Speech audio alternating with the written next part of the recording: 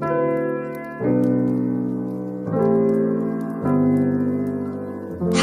welcome to the Anime Social Club. We hope you enjoy your stay. That was pretty fun. Your friend will catch cold sleeping like that. I'm home, everyone! Just a humble bounty hunter, man. For oh wait, is it recording? Okay, we're live. Yo, what is up, everybody? Welcome back to the Anime Social Club once again today with your host, Kid Benji, as always. And this is going to be a huge episode this week. We have a lot of amazing things to talk about. So before I get into some of the announcements that we have, I've been collaborating and trying to figure out what exactly we're going to be doing with this community. I will break that down soon. But first, we have two very, very, very, very, very important things to talk about. The first being it is Kuro's birthday, where this guy is, and it's her birthday tomorrow in wherever. In 2 hours. In 2 hours, it's Kuro's birthday. She is turning the big 20 years old. Yes, the kids born in 1999 are actually almost old enough to drink. Damn, I feel old. So thank you, everyone in chat. Let's get a bunch of happy birthdays in the chat going for her. Kuro is definitely our beloved shonen queen. So shout outs to that.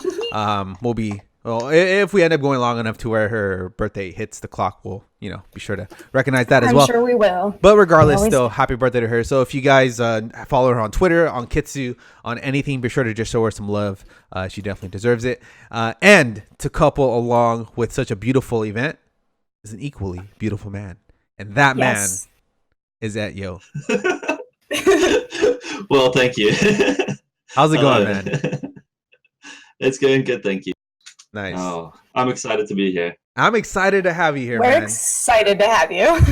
Yeah. So, for those of you who don't know, Etyo is a fellow anime lover, anime viewer, manga reader, and just overall amazing person. I was lucky enough to encounter him through Kitsu and Discord, and we had a lot of really great conversations. And he just naturally fit in with the flow of everything, and kind of how we operate. So it's amazing to have him on. He is going to be definitely a regular as much as possible. So, hopefully from week to week, we can get him as much as he can. So, but apart from that, let me go over the announcements real quick. And then, we'll get to know Etyo really fast. And then we're going to jump into the main part of the podcast, which is a 1v1v1. And I know you people love controversy. You love it when we argue and we get angry and we get hyped up here in the podcast. And that is what we're going to bring to you guys today for Kuro's birthday. So, yes, Angmeng in the chat says, I want debates in all caps. You will get your debates. You filthy chat. I know you just want to see us argue.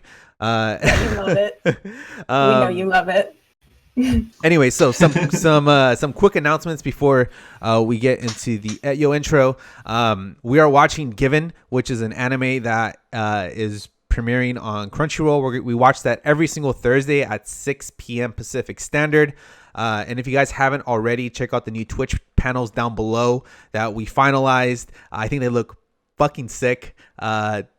Different manga panels from some of our favorite mangas, and I re-edited them so they have like a bunch of announcements in them too. So let me know what you think of the panels down below. We also have a new schedule with a bunch of community events, so you'll see them for the entire week. We're always trying to do something. The only 2 dead days are going to be Monday and Tuesday, but every other day we're either doing a community event. Yo, thank you, King, for the subscription on this beautiful day. And you get to see Kuro's gift. So if you guys are watching the video version of this podcast, you got to see Kuro's gift. She picked that herself. If you're listening to the audio version, be sure to check this out on YouTube as well, to get the full experience. But we still appreciate you listening. We love y'all, video or audio. But yeah, let me get back to it. So this Sunday, we're actually having our first long stream at 10 a.m. Pacific Standard Time for the EU peeps.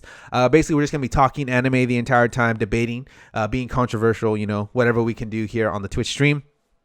And then if you want to see the rest of the events and what else we have going on, join the Discord, !Discord in the chat, or you can find those links down below on the YouTube video, as well as in the description of whatever podcast app you may be listening on. Although it may be kind of hard to find the link because I've noticed a lot of these apps don't hyperlink, so you're gonna have to like try and copy and paste, or just go to our YouTube, Anime Social Club, look us up. We're somewhere there. So, but yeah, exciting week. Exciting week. So before we get into the 1v1s, Etyo, Hello. let's get to know you a little bit. Okay. Just a little bit. So how long have you been watching anime for? I've been watching for about 15 years now, Oh shit. roughly. Ooh, longer than me. So Yeah. so potentially you've been watching anime as long as some people that may be watching this or listening to this podcast. Yeah, as yeah, or even as old as some of them are. Yeah, which is a little bit scary for me to think about. I feel it. Yeah. So in all your years of anime watching, what would you say is like your favorite genre of anime? My favorite genre of anime is something that I actually don't see a lot, and it's actually fantasy. I don't really watch a lot of fantasy because, sadly, a lot of fantasies that exist right now is automatically deemed as an isekai. So technically, I'm always watching isekais and not fantasies. So it's kind of sad that it's become like that. So a lot of the shows that I actually really like are very old. Okay, cool. Respect. A little bit different than us two being the biggest battle shonen lovers of all time. Yo, go bananas. Okay, I may not like isekai that much, but I respect the taste. You know. He likes isekai cheat magician, so Benji is a fraud. Look. Not like this. Okay, what I revealed Not last like week, which you guys can go tune into that last week's podcast. Okay, I may like isekai cheat magician, but okay, you can't fault me for something that's actually doing something right. Okay. God, if you guys haven't seen it, go watch it. I mean, or if you want. So, to finish up this intro, what is your favorite anime? A lot of people think it's Cowboy Bebop, but it's not. It's Tengen Toppa Gurren Lagann. Yes. That is by far my favorite anime. Yeah. Much respect. And if you guys haven't seen Denpa-teki and Gurren Lagann, go watch it. It's so good. It's so good. I remember my first watch through of the show, and unfortunately I had, obviously, you Google the show before you watch it, right? Because you want to find a place to stream it. I kept seeing a bunch of comments about a very particular episode in Gurren Lagann. Oh yes. So feels bad. Don't Google the show. Just Google it to find it so you can watch it, because it's one of the few shows that I would say like it sucks to be spoiled for. And normally I don't care about spoilers, but this is one of the shows I would say don't spoil yourself because the surprise is worth it. It wasn't spoiled for me, and then when the episode happened, I didn't think it was real, so I stopped watching for like a week. And then I finished it. I was like mad. I was like, "Come on, that's not real." Yeah. I was actually just home from a party when I started watching Tengen Toppa Gurren Lagann back in the day. I was half drunk, just threw up outside. It was actually quite wonderful. And then, and then I started watching, and it was actually really good. I loved the adventure. I actually didn't sleep that night. It was great. That's fucking sick. Yeah, I love it. It was one of my first anime. It was real good. No, that's cool. It's definitely a very powerful show. It is to watch, and it's very hard to dislike it. I feel like you really have to go out of your way to hate Gurren Lagann at any level. But speaking of controversial shows and having hate for one another, we're going to get into the 1v1s now that we've gotten to know Etyo and a little bit about him. this amazing man. We are going to have our 1v1s, and this has been teased for the past couple weeks.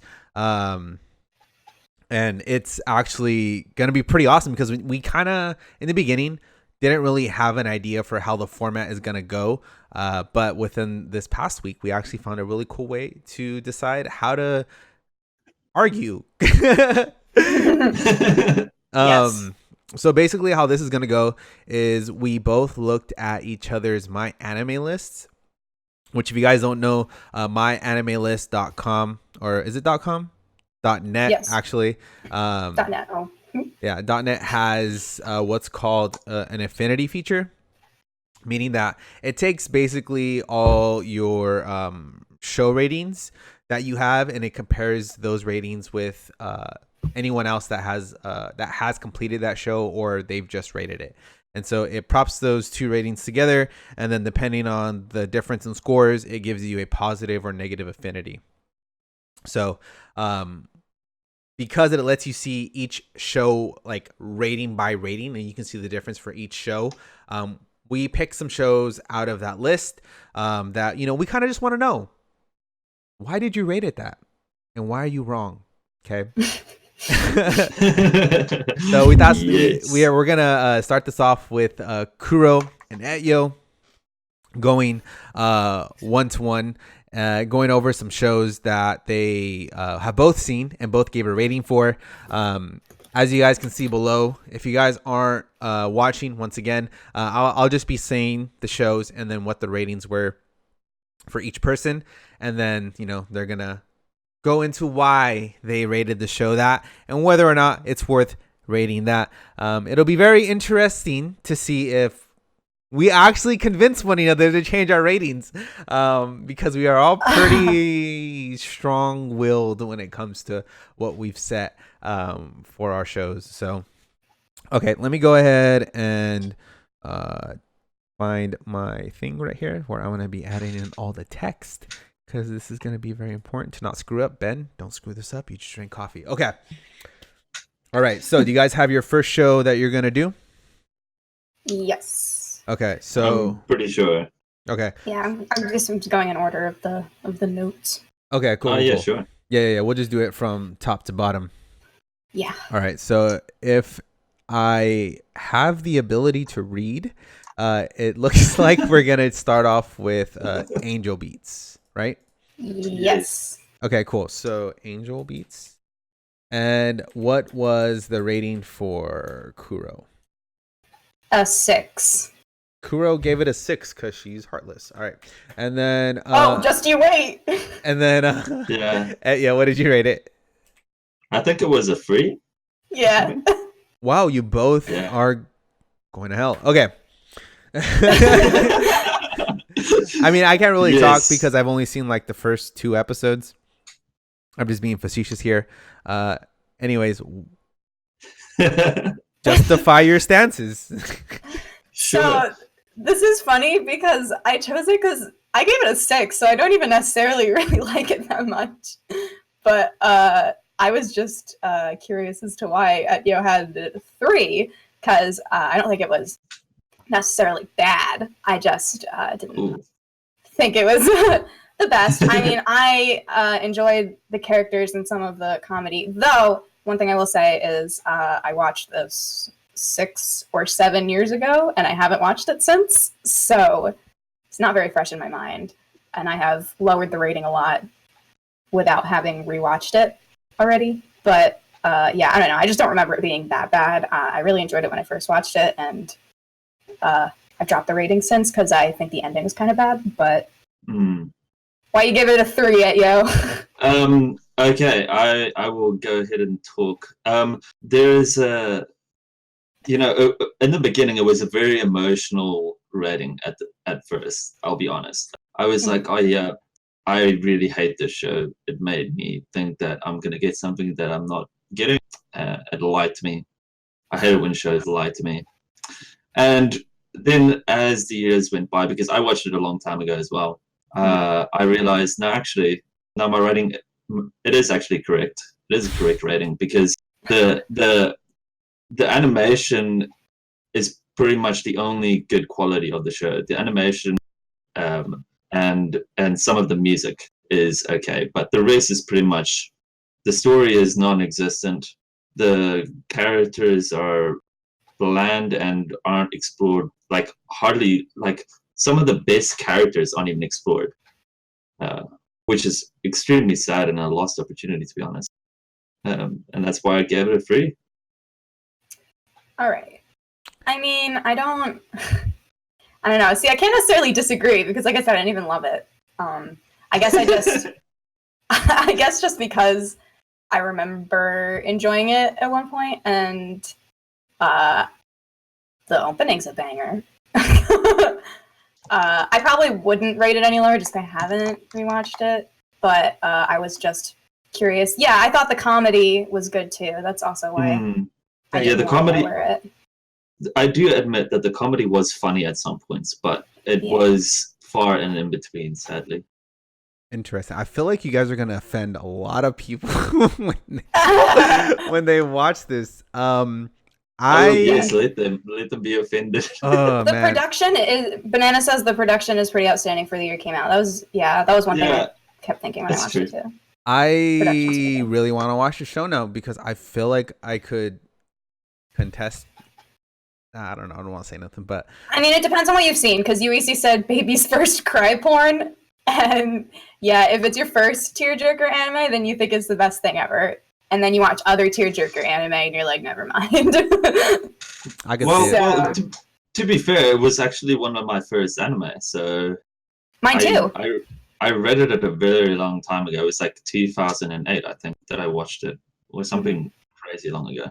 Oh, nice. So you guys were elitists from the birth of your anime viewing. Okay, cool. I'm just kidding. Well, I liked it when I first watched it. I thought it was really good. Trust me, you cannot call me elitist when Fairy Tail used to be my favorite anime for years. I'm kidding, half kidding, but anyways, well, I mean, yeah, I definitely now I really want to watch this now because, like, oh man, I feel like you're both wrong. See, UEC's and Bananas liked it first too. It's like one of those things, dude. Kind of like first watch it, you think it's great, and then it just goes downhill. Kind of like One Piece. Okay, so let's go ahead and move on to the next. To the next show on the list. Oh, Denpa, which I want to add a quick thing. I actually tried to watch this morning. I dropped it. Oh yeah, because it's just 2 episodes. I dropped it in the first 5 minutes. Oh yes, that's fair. I can see why. Yeah, see, this is what I thought was interesting because Kuro, rating first. What'd you give it? I believe I rated it. Let me double check here so I don't give you the wrong one. A 4. And then what did you give it, Etyo? I gave it a 9. Etyo gave it a 9. Yes, I did. Okay. Do you want to start, Kuro? Yeah, I can start. Because the thing is I am not particularly passionate in my score about this series because I didn't really care about it. I think I watched it on stream. We watched the first episode with users Tom and Breezy. And I fell asleep for a good part of it. But I fell asleep because I thought the characters were really cringy in the beginning and I didn't care and I was tired. So I was like, I'll just fall asleep for a little bit. And then we stopped watching it, so I watched the second episode later that day. And maybe because since I fell asleep and I missed part of it, but like, I don't know, I just thought the characters were kind of annoying in the first place, and I just didn't really care about what was happening the whole time. Okay, I can see that's fair. That's a fair assessment. If you don't find the characters exciting, you're not going to like the show for sure. Because it is character-driven. And it's also... I find it interesting, particularly because it's a reverse isekai. I find it fascinating. And I love my isekais. I know you do. But particularly because it's a reverse isekai, I think that the charm that it has because of that, it makes it even better because it also doesn't make the focus of the isekai like drastic. The character isn't all of a sudden overpowered. She's just a normal girl, which is great. And I think that is a unique way of telling a story. and I enjoyed every moment of it. It had good music. It had a little bit of edgy themes for sure, but Yeah, it's pretty edgy. it was still a good mystery. It was a solid 2-episode mystery, but it did need more episodes. So that's the only weak point I think that I had with it. Okay. I didn't think the production was that good either. Oh man, It was really old though. To be fair, like how That's old true. is it? it's 2006. I don't. Yeah, it's super Yeah, old. It's Yeah, like yeah. I went in. There's other anime from them that look good. Okay. I'm gonna give my very mediocre 2 cents, because since I only watched 5 minutes of it, I watched up until the point the girl meets the guy, right? When he bows before her and says, "You are my king," or whatever, right? sure. So one of the biggest reasons why I did not want to continue the show at all is because in the opening sequence, right, we get a very real and very like kind of like horrifying scenario, right? Coupled with Yes. another kind of real and horrifying scenario, with the fight on top of the roof, right?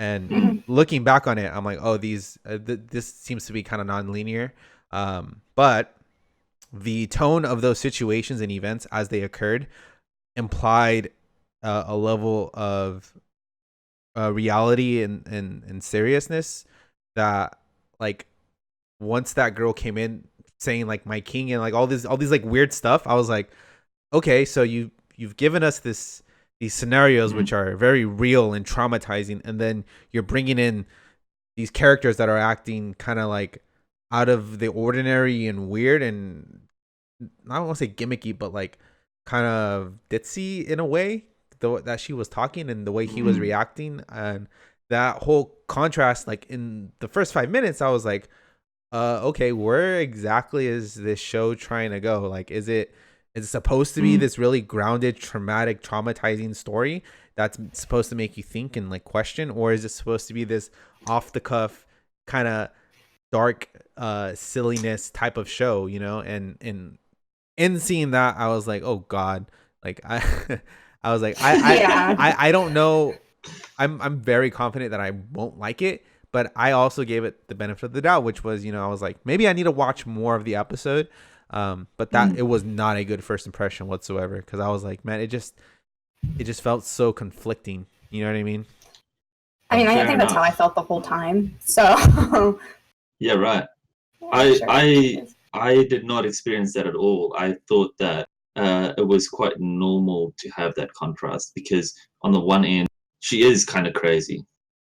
Like, who the hell would believe that you're from another world? And why the hell are you calling me king? Like, that's crazy. So it is a little bit silly, but at the same time, it contrasts well with the reality of the world, because that silliness would be seen that way in such a reality. Yeah. So I thought it was quite normal. Yeah. I mean, but I can see it. Yeah. That's all the point. It probably goes back to like me needing to finish watch more of it, and then maybe I would like have that mindset occur. But after watching, because like there's a show called Astra Lost in Space that does the same thing, where it contrasts between like the silly and the seriousness, and I don't like when it tries to go one way. It tries to go like two different directions, especially with tone, because it feels like you're not really committing to one or the other when you're not really doing both very well. You know what I mean? Yeah, I hear you. But this one does not. It doesn't stay that way. It keeps going to the serious tone. It doesn't stay the two contrasts. At least that was not my experience. What about you, Kuro? For me, it was like it widened and it became one at the end. Yeah, I felt it got more just serious, but I just found it kind of edgy the whole time. Oh yeah, it was super edgy. Yeah, which sure. I'm not super into. So I think from what I've seen of other people's reviews, they basically either love the show or they hate it. So it's like, it's really just either or. I feel that's my position. Cool. All right, let's move on to the next one. Is Haikyuu season 2?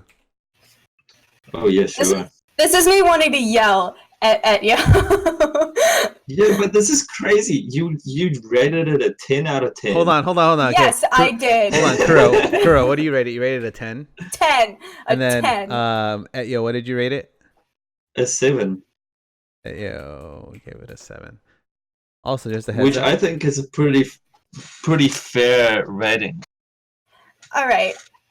It is right. Kobana says, "What's wrong with you, Etyo?" See, he always says, Etyo always talks about how much he loves Haikyuu. And so I'm thinking, like, when I'm looking at the scores, I'm like, oh yeah, we probably had the same scores. And then he gave it a 7, and I was just like, see, I'm confused because you have all 3 seasons as a 7, and I feel like there's a clear difference between season 2 and the rest of them. Is it because you like the characters? Yes, I love the characters. But... Yeah, the you're talking about what's his name? The guy who gets all the girls. What's his name? From Oikawa? Season 2. Yeah, that's him. Oikawa? Yeah. Yeah, Okinawa. That's him. Okinawa. Yeah. Him. I think. Yes, I think the reason why I rated it lower was because it isn't. I mean, it has really good characters, good music. I thought 7 was a fair rating because it wasn't something spectacular. I think it didn't grab my interest.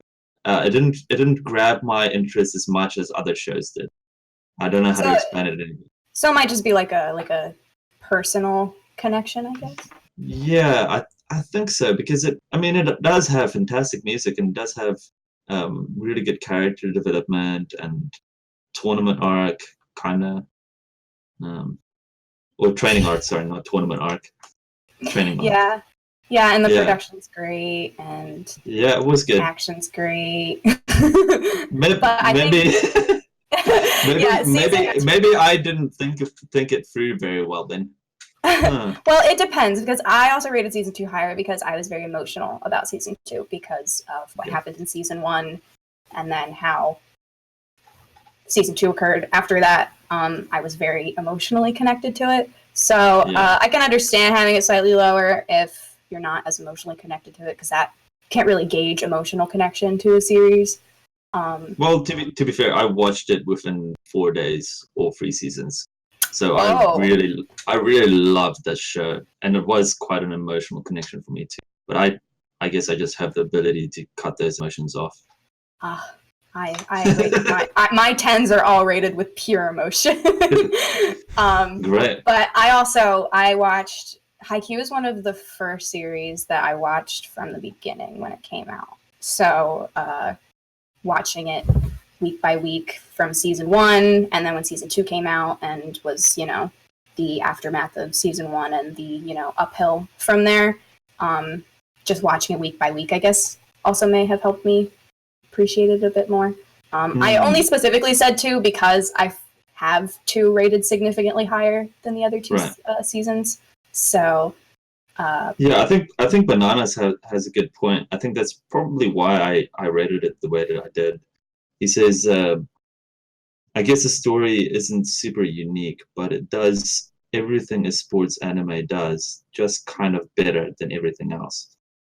I think it's because of this that it does what other sports anime does. It doesn't do anything drastically unique.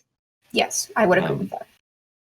And I think that's what I need to see in a sports anime, which is why I rated Cross Game so high. Mm-hmm. I haven't seen Cross Game yet. Yeah, I highly recommend it. I think Cross Game does what I would have liked to see Haikyuu do, but that's unrealistic because it's a full-on sports anime. So yeah, I know. I hear Cross Game isn't totally sports focused. Haikyuu is also my first sports anime, so that's the other thing. Though I haven't watched a lot of sports anime, but that was my first one, so I didn't really have a lot to compare it to when I first watched it, and all the ones I watched after it have not been as good. Cool. So, Well, all I'm hearing is that I need to watch this because I love. Yes, you do. Haikyuu is amazing. You need to watch it. Yeah. Love Haikyuu. I have to power it out. Okay. On to the next one, which, okay, so this one on the list is actually, I think we should save for the free for all because I'm very passionate about it. So Oh. Oh, you as well. yeah, we're gonna skip on. Yes. We're gonna skip down to Clannad actually. I feel bad actually because I'm just gonna say I'm not gonna say what the series is, but this is a series was one of the first series I ever watched, and my rating is mostly because I forget most of what happened. So I feel kind of bad about that. But we'll get into that. Okay. Is this Clannad now? Yeah, Yes. Clannad. By the way, you guys, at the end we're gonna do the shows that we all have contentiousness on. Yes. So we have a few series that we all want to fight each other about. Okay, so next is wait, did I read that right? Clannad. Oh Yes. Yeah, wait. Clannad. Yeah. Okay, what do So I believe Etyo picked this one. Yes, I did. Because I have the ratings here. You rated it a 6 out of 10, and I rated it an 8 out of 10. Gotcha. You're looking at the first Yes. season, so you're not looking at the second Yes. season. No, I'm not, because I haven't seen the second season. Why do you have it rated then? Well, I've seen the first season, right? Yeah. You have the second Well, season rated though. Oh yeah, true. It's because I liked it. I've liked it so far. So, but yeah, I thought the characters were great. It was fun. I think the production was okay for back then. I think it was really good, and the music was good. So what's your argument? Why do you rate it? Why didn't you rate it an 8 and a 6 instead? So, Clannad and I have a complicated relationship because someone I don't like very much. It was their favorite for a really long time, and they're the one that had me watch it. So I had a bit of a bad connection with it. But also, when I watched it, I didn't particularly love it. So I probably would have rated it slightly higher than what I have it at now. But that was also like 4 to 5 years ago. So it's another one of those series that when I finally get over my anger towards it, that I actually can watch. And actually, with all the KyoAni stuff that has been happening and all of the compilations I've been watching, I've actually thought about rewatching it again and giving it a legitimate chance. Because, I don't know, I think it deserves it. And I feel bad for kind of hating on it all the time for pretty much no reason. So this is one you are probably correct on. I just need to give it the proper time, I guess. Okay, fair. Yeah. I have those types of shows as well. Don't worry, I have them as well. Yes, I feel like everyone I've talked to seems to have one or two of those, and so unfortunately, it sucks that mine is such a beloved series like Clannad, and I want to give it a real chance one day because I know it's probably a really great story. But probably sooner than later. Before I thought, I wasn't ever going to, but like I said, all this Kyoto animation stuff that's been happening kind of really makes me want to rewatch it and try it again. So cool. Yeah. Awesome. Cool. You guys want to move on to the next one? Eden of the East? Yes. Okay. Eden of the East, is that what we're doing? Yeah. Oh, I thought that was the one. Yeah, I thought so too. That's okay. It was yeah, I saw it. I saw it. Yeah. Okay. I did see it. Don't worry, Kuro. I'm gonna make sure. Oh, I see. I'm gonna make sure you see it. I know about this one. I know about this one. You both are gonna hate me. Okay. So I take back what I said then because I thought they were talking about Eden of the East, but they weren't. I do remember the series that they're talking about. I've never seen Eden of the East, so yeah. What did you give it, Kuro? Let me remember. 5 out of 10. Yeah. 5 out of 10, and I gave it an 8 out of 10. Gave it a 5? Yeah, that's pretty rough. I don't think. Yeah, this is rough. Kuro, you better have some good reasons because I ain't never heard nothing bad about Eden of the East. Because 5 is my average score. That means it's average. Yeah. And so when I made the statement earlier, this was the anime I thought you guys were talking about. So this was one of the first anime I ever watched before I knew anything about anime. And I remember really liking it. But as the years have gone on, I've quite literally forgot everything about it. And I almost just removed the score from it because I hardly remember anything about it. But Okay. then I was like, I'll just give it an average rating and maybe go back and watch it later. That's actually pretty ironic that you've forgotten, because that's one of the biggest parts of the show. I know. Right. If I remember correctly, the plot is he.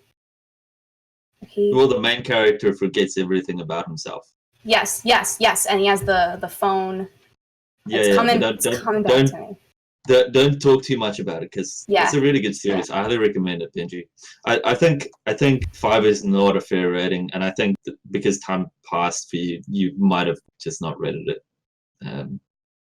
the way that it should be rated.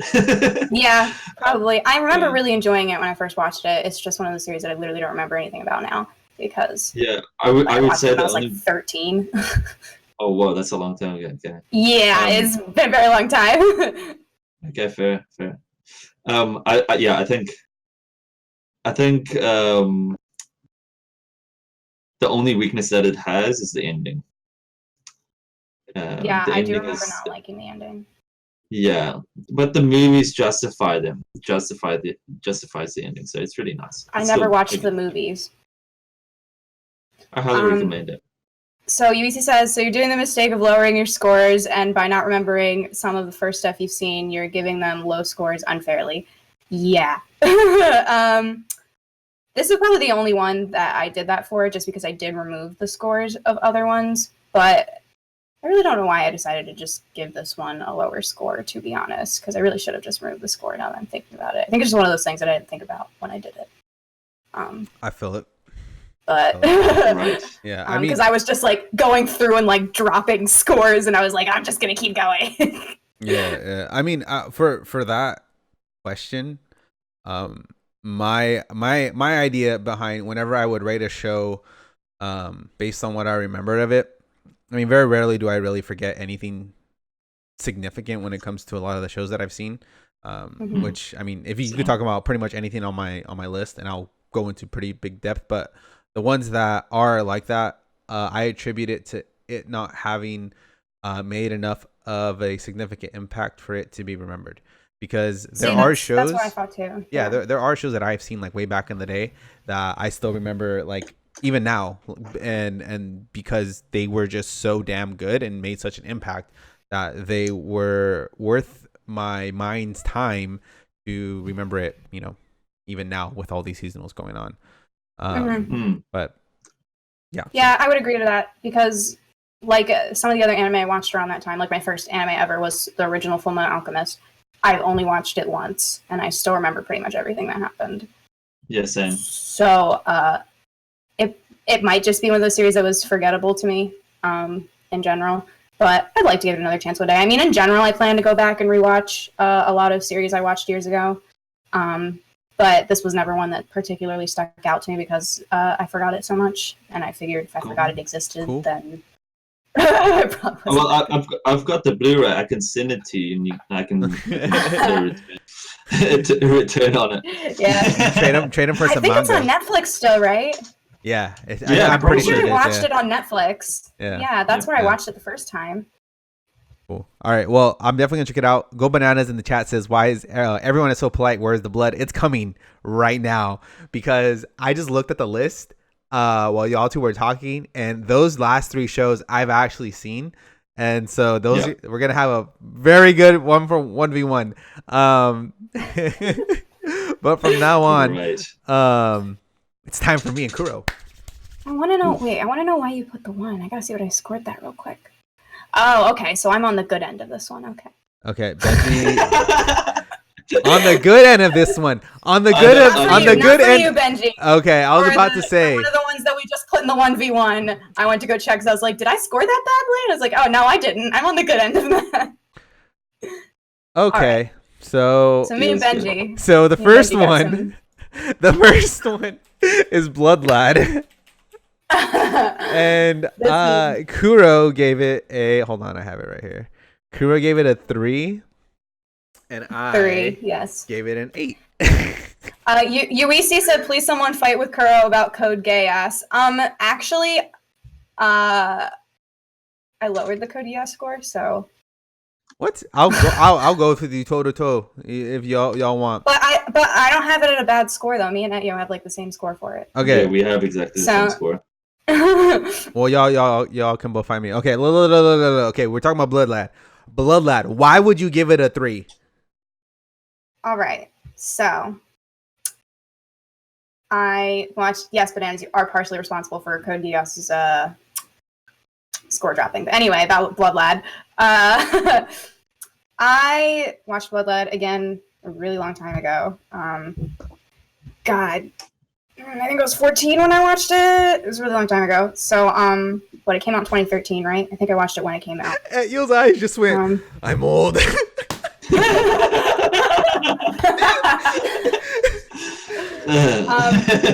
Yeah, I mean, it is a harmless, dumb, fun series.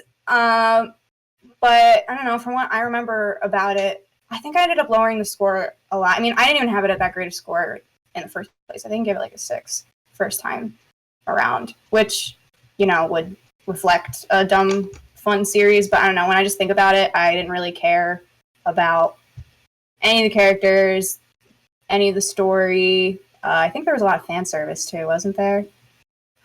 Which I'm never a huge fan of. So, yeah, I don't know. It's just extremely mediocre to me, I think, and it's not really that special. So I gave it that duty score. So before I continue, what's your favorite comedy anime? There's the answer, boys. There's the answer. She doesn't appreciate. Hold on. She doesn't appreciate comedy. The fact that she didn't say Grand Blue right off the top, or Plastic Nissan, or Nichijou. No, I was gonna say Gintama. Okay, you know what? There's not even a point to arguing this because she clearly doesn't have a sense of humor. And Bloodlad is a fantastic. Benji hasn't even watched Gintama, so what does he know? Look, okay. Also, I haven't watched Grand Blue. I haven't watched Nichijou, so I can't have an opinion on them. Look, I'm not saying Gintama's bad in any way, shape, or form. It's probably hilarious. It is probably the funniest anime. I don't need to watch any other comedy because they'll never succeed at being Gintama. I mean, so. I don't know, but if I have to dig through like 1,000 episodes to get to the funny, yeah, you know, it's whatever. But it's funny from the beginning. You got to dig through all the episodes to get to the sad stuff. You mean episode 1? Oh, okay. Yeah, I thought episode 1 was funny. Well, then you must live in a funny world then. So Bloodlad, right?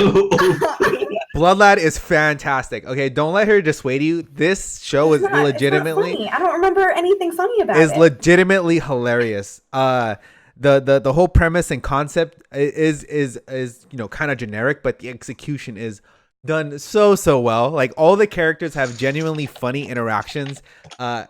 Each character's like trope like plays so well into the interaction that it just leads to a lot of these amazingly comedic moments while also having like some type of a story. Like, most comedy anime don't really focus too much on the story.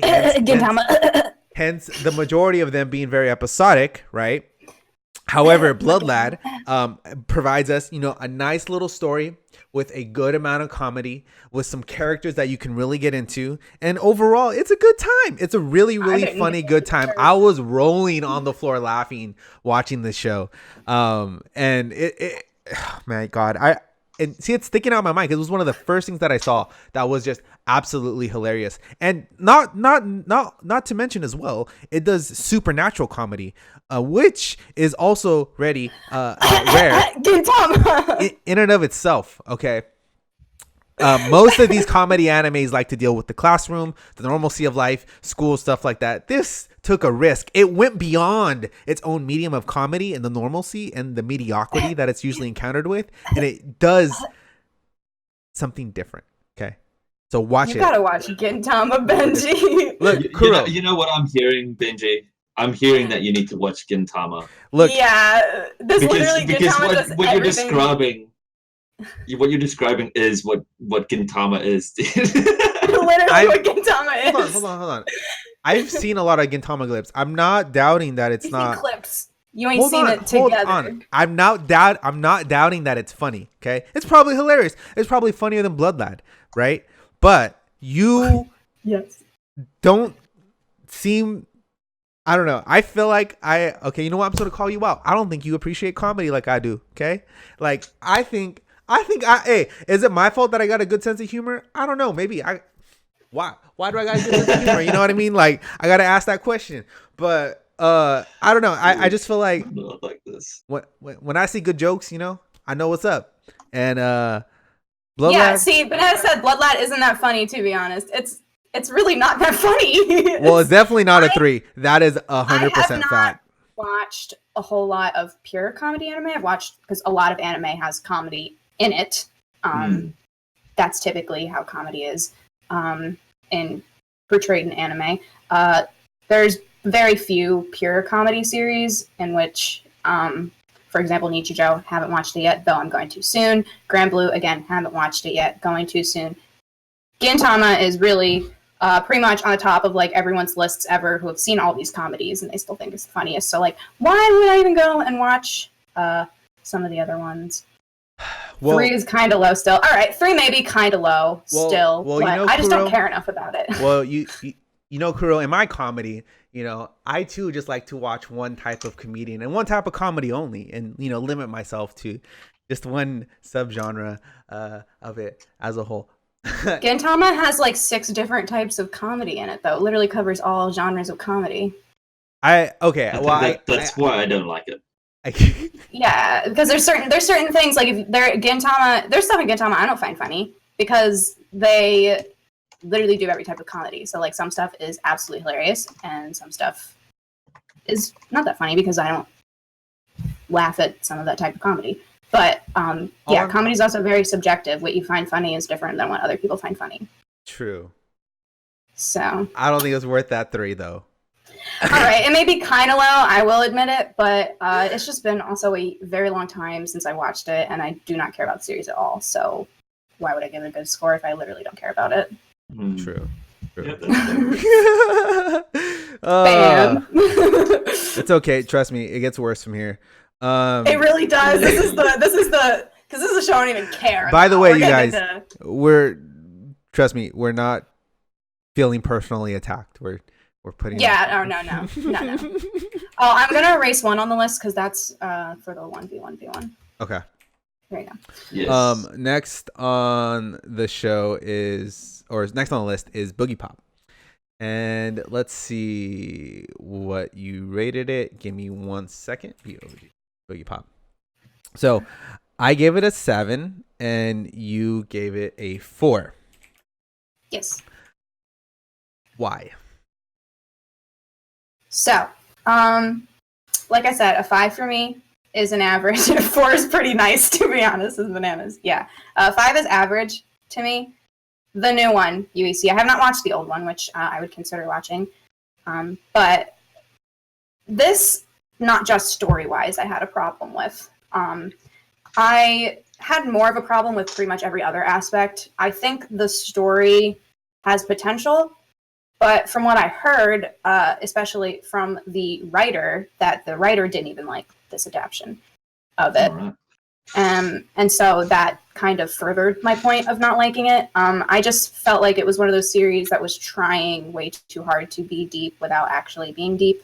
In which I'm sure the actual original is probably better because I think it's formatted differently, which might make me like it a bit better. But my biggest problem with the series was I thought the production was terrible, and I could not tell the difference between like any of the characters for almost half of the series because they all looked exactly the same. And I'm pretty sure the writer also complained about the designs for it because, again, he did not, or she, I don't know what gender they are, didn't want them to look like that. So I don't know. I just have a lot of problems with it. I really did not enjoy it. I enjoyed it a bit more towards the end. The beginning was especially rough, but I really didn't think it was a good adaptation. I think that's more of the score rating. Even though I have not read Boogiepop, I pretty much every person that has said it was a terrible adaptation. So that just furthered my dislike for it. Okay. Well, as someone who can't read, adaptions don't really mean much to me because I'll never read the light novel or the manga of anything. So when it comes to Boogiepop in the 2019 version, I'm a big fan of psychological anime in general, and because of the drought that we've definitely been in, to see Boogiepop was actually pretty refreshing. So one, not only was it a breath of fresh air, but two, it tried to do something I would say seemingly different when it comes to non-linear storytelling. All the characters did look pretty much the same. I'm not gonna lie about that, but I felt like the only setback from the show was the fact that it was airing from week to week. When you sit down and you watch the show as a whole, episode by episode, I would say arc per arc, you get fully actually like a full immersive experience, and it just really sucks that because it's, you know, from week to week, it really shoots itself in the foot because you're losing track of so much, and the show definitely requires like your full attention to like understand what's actually going on, because of how much information that they're really giving you, because they want to try to lay out all these breadcrumbs one by one as the series goes on. And I feel like you feel really satisfied when you're picking up each one of those breadcrumbs and you're connecting it to something, like the message as a whole. And I feel like, because the one thing that sold me on it being a 7 was when they did a whole episode dump. They released 5 episodes at once in 1 week, and within those 5 episodes they finished one arc and they did an entire arc within those 5. And when I watched it back to back to back to back for that one arc, I was like, man, this is way easier to follow. I can understand it way better, and the impact is so much more powerful. So I feel like if you were to watch this in one sitting, it's definitely a lot more enjoyable, especially to people who are fans of psychological anime in general. And I feel like it definitely goes above the average because it does tie all its ends for the story together. It doesn't really leave anything out there because it does explain everything via the storytelling in each consecutive arc. The only really open-ended part would come in like at the very, very end, which alludes to the just whatever the next section of the story is. But for what it did release and what it was trying to say as a whole, like what was released for this 2019 adaptation, I think it did a pretty good job, at least a 7 in my eyes. And I mean, that could be skewed because I haven't seen any good psychological anime recently. It could be because Angels of Death completely lowered my standard for psychological anime. It could be because I hadn't seen Bakano at that point. But I feel like in an era where we get constant isekai linear predictable storytelling every single week, we already know we can call most of the shows like what's going to happen. I did not know what was going to happen in Boogiepop, and it was intriguing from week to week. And I love mysteries where I take different parts and I try to assemble something and, you know, come to my own conclusion before they give it to us as a whole. But that's my yeah, that's understandable. See, the thing is I did not watch it week by week. I watched the first 4 episodes week by week, and then I stopped watching it, and then I just binged the rest of it. And I still felt the same way. I have watched, before this, I had watched a lot of classic psychological, Perfect Blue, Lane, Neon Genesis, a whole bunch of other ones. I saw Bakano before this as well, so I've seen some of the non-linear. And so, yeah, I just didn't find it particularly interesting. First of all, I didn't really care about the story or any of the characters. And I felt that later on it did get more interesting, but it's still just, I don't know, it just felt like it just still needed more. I don't mind non-linear storytelling. I love Bakano. Bakano's great, does it really fantastically. But I don't know, I just really felt this was lacking, and I was too distracted also by the atrocious production. Yeah, so to be honest. So every one of those animes you just mentioned, if we went back and saw when they were released, like the most recent one out of that list is probably Bakano, which was 2008. Yes. It's 2019. What? That's like, yeah, but Boogiepop's not over 10 story. years. It's a new 2000s. It's a new story that's being adapted now for this current season, right? So a lot of people that are watching anime within the mainstream and they're keeping up on seasonals with it, whether it's been in this explosion within the past 2 years, or if they've just, you know, been a normal casual anime watcher over the past 10 years, you're going to be starved for anything that's like, you know. Yeah, but just because it's different doesn't mean it's good. Yeah. Also, different? Banana says, one of Bakana's central themes is chaos, so the nonlinear storytelling adds to it. Boogiepop is just nonlinear for no reason. Yeah, I felt the same way. I felt like it didn't need to be nonlinear. I felt like it. I mean, really add to the in terms story. of like the nonlinear storytelling, I felt like it was attempting to kind of make the message more impactful as a whole by giving you a lot of examples and situations that the characters were put into that allowed the viewer to come up with their own idea of how the character should approach it, but you don't necessarily know what exactly is going to happen because it's not giving you the story piece by piece. It's kind of giving it you from different points of view and angles, so that when it does get the full reveal, you'll see what the writer's intent was in terms of like, oh, this is the action that should be taken to resolve the story, and that, in my eyes, should be is something that's contrasting against what the viewer comes to the conclusion of by watching the story. So it's like what your perception of how the story should end up versus what the author or the writer in the studio's intent of how the situation should have ended up. So you have two. It almost like the show wants you to conflict against the decisions that the characters make by the time you get wrapped up in the end of it. So yeah, as someone listening to both of you, I'm certainly intrigued. But regardless of what you said, Kuro, and regardless of what you said, Benji, I think like I already said that I really wanted to watch it because it was airing, and I love psychological anime. And you So do are I. right. It's a drought. It's a drought. I like good psychological, but I don't know how good the real story is. I want to read it or watch the original came out. Yeah, how does it feel to not be able to read? How sad. I know, rip me. But we should move on. You're probably not going to move me on this one, so. Okay, that's fine. Yeah. I'll okay to be wrong now again. All right, next one is Days. This one I just like, I don't care about this one, but also my rating reflects that I don't care about it. So. To Benji. By the way, y'all, the Sunday show, if y'all want to come at me, y'all best believe I'm ready. I'm ready all the time. Anyways. Anything lower than 3 for Days and you're both wrong. I got you, bananas. No worries. Okay. Days. Okay. You know, I'll admit when I'll admit when I'm like in an impossible situation. I actually can't defend Days whatsoever. My rating is solely because I love soccer with a burning passion, and soccer is fucking amazing. I love to watch it, play it. Like I'm a lover of the sport rather than like very specific teams. Like I love the sport of soccer. Like I think it's amazing.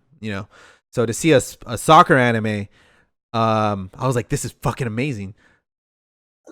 It probably doesn't deserve the 6, but I'm not going to change it because I love soccer that much, and I just wanted to see a soccer anime. That's it. And I get Captain Tsubasa is out there. I'm going to eventually watch it, but Days was in the current rotation. It just caught my eye for whatever reason early on. So I watched that, I finished it. You know what? Get to 6 because I like soccer a lot.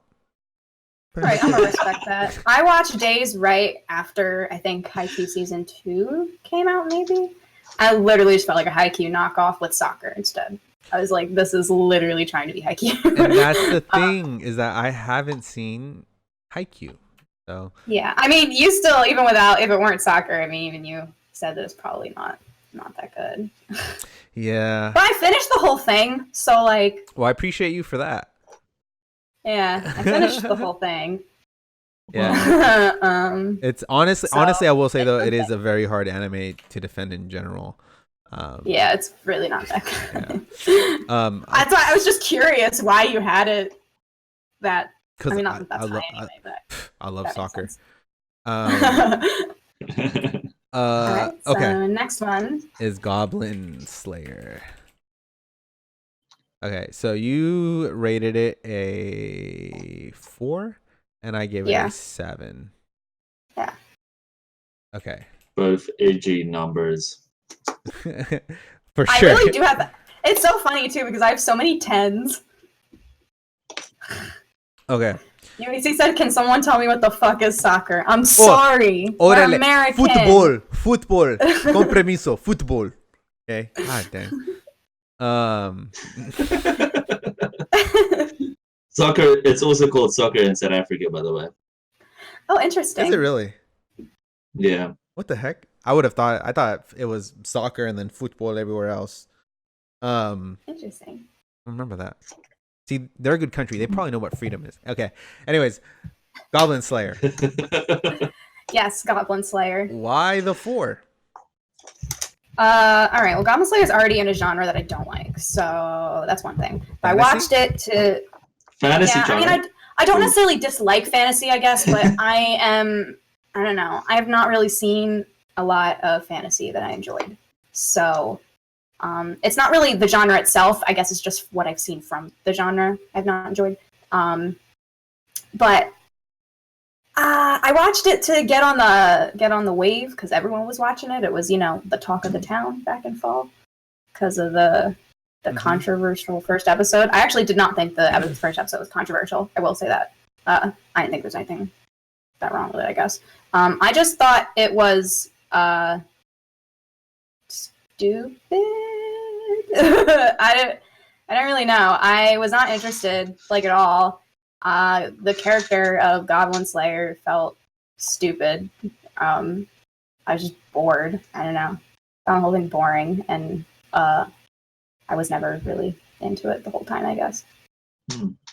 Interesting. Okay. Don't you play Dungeons and Dragons? I do. Hold on. And I didn't like it. I'm gonna get to that. That's I love Dungeons and Dragons, but I did not.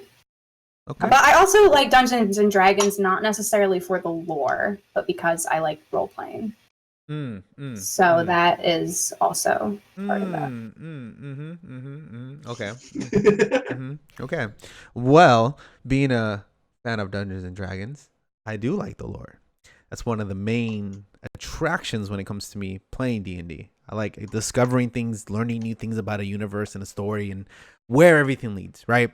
So when it comes to Goblin Slayer, in a world of isekai and it dominating the space, and it still dominates today because this anime was pretty recent, Goblin Slayer could have quite easily been an isekai. You could just say that the guy who is the Goblin Slayer was from another universe. Like, please don't do that to my fantasies.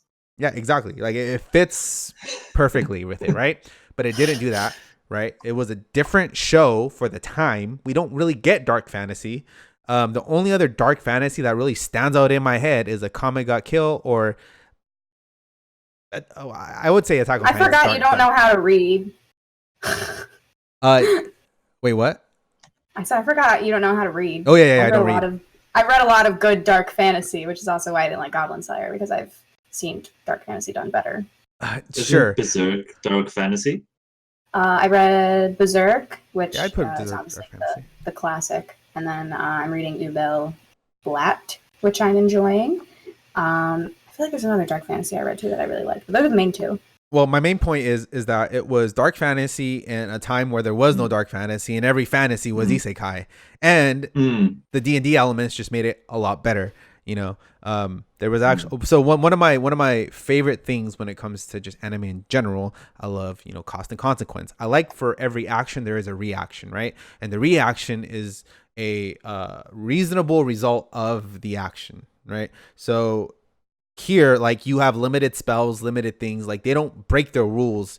Like, the dwarf dude doesn't magically get more spells because he tries harder or he believes in the power of friendship, right? He's out of spells and they're gonna die, right? That's an actual fear when it comes to them being in these dungeons and going on this perilous journey, right? So because it does that, it's this dark fantasy, everything's isekai. I felt like it deserved the Sabin because it released itself at a time where, quite honestly, could have been a lot easier just to make it an isekai in general, but they didn't do that, and that's not what the story was, and they kind of just went for it. I will agree that the first episode kind of puts you in one direction and then does a tonal shift in the second episode and another. But overall, I still felt some sense of suspense, in terms of where a lot of shows just want to baby you and tell you, oh, everything's going to be okay. more or less genuinely didn't really know exactly who was going to die at one point. Yeah, Goblin Slayer has the ultimate plot armor, but most anime protagonists do, or have that plot armor. But the whole thing about it is like it was just very unique. So and I appreciated it for what it did, and I'm happy about it. So I feel like it gets that 7. The lowest I'd probably do is rate it one more down to a 6, but I don't know. I felt like it deserved it, especially for the time at which the time it came out. So I respect it. I'm not moving, but I've read, I don't know, just based on even just the 2 that I named, I don't really enjoy it that much. And I like D&D. Like I said, I know I prefer the role-playing, but, I mean, obviously, the role-playing is not as fun if the lore is not good. But, yeah, I don't know, I just really didn't enjoy it. Maybe it just might be me. I mean, I know other people didn't like it either, but their reasons are obviously different than mine. Yeah, I don't know. It's very hard for me. Like for you, like I can talk to you. Like I see you here. You can tell me your reasons. I feel like a lot of people get these opinions and ideas for why they don't like a show. They're just reiterating the things that their favorite AniTuber says. Because they're like, I agree. Oh, that sounds good. Yeah. Well, they're all, and most of the people that don't like Goblin Slayer is because of the first episode. And I actually didn't really care about the first episode because I read a lot of fucked up shit. So that didn't even faze me, really. Especially just in dark fantasy alone. I mean, Berserk. That is nothing on Berserk. So no, I did not think. But that's generally with Goblin Slayer tends to be the normie approach. Is that the first episode was so. Yeah, but I just didn't care about that. I mean, I wish if Berserk had come out and been quality, Goblin Slayer would probably would have gotten. The 1997 version is decent, but the new one, lower. Yeah. Exactly. If the new one would have been good, I probably would have rated Goblin Slayer a lot lower because my dark fantasy would have been fulfilled. I read both of the ones that I named and that I read are pretty much perfect. That's all I really need. Awesome. All right, let's go on to the next one, which is Shield Hero. This wasn't in the thing, but what was my rating? I believe I gave it an 8, I think. A 7 maybe? I don't know. I put in parentheses on this, mind you guys, in the notes. I wrote Shield Hero in parentheses. We ain't gotta discuss this, but boy, you are way too generous to Shield Hero LMAO. No. Tell me why. Tell me why I'm too generous with an 8. Yeah. Well, you're also addressing me in this as well, actually. Oh, really? I also read it. Yeah.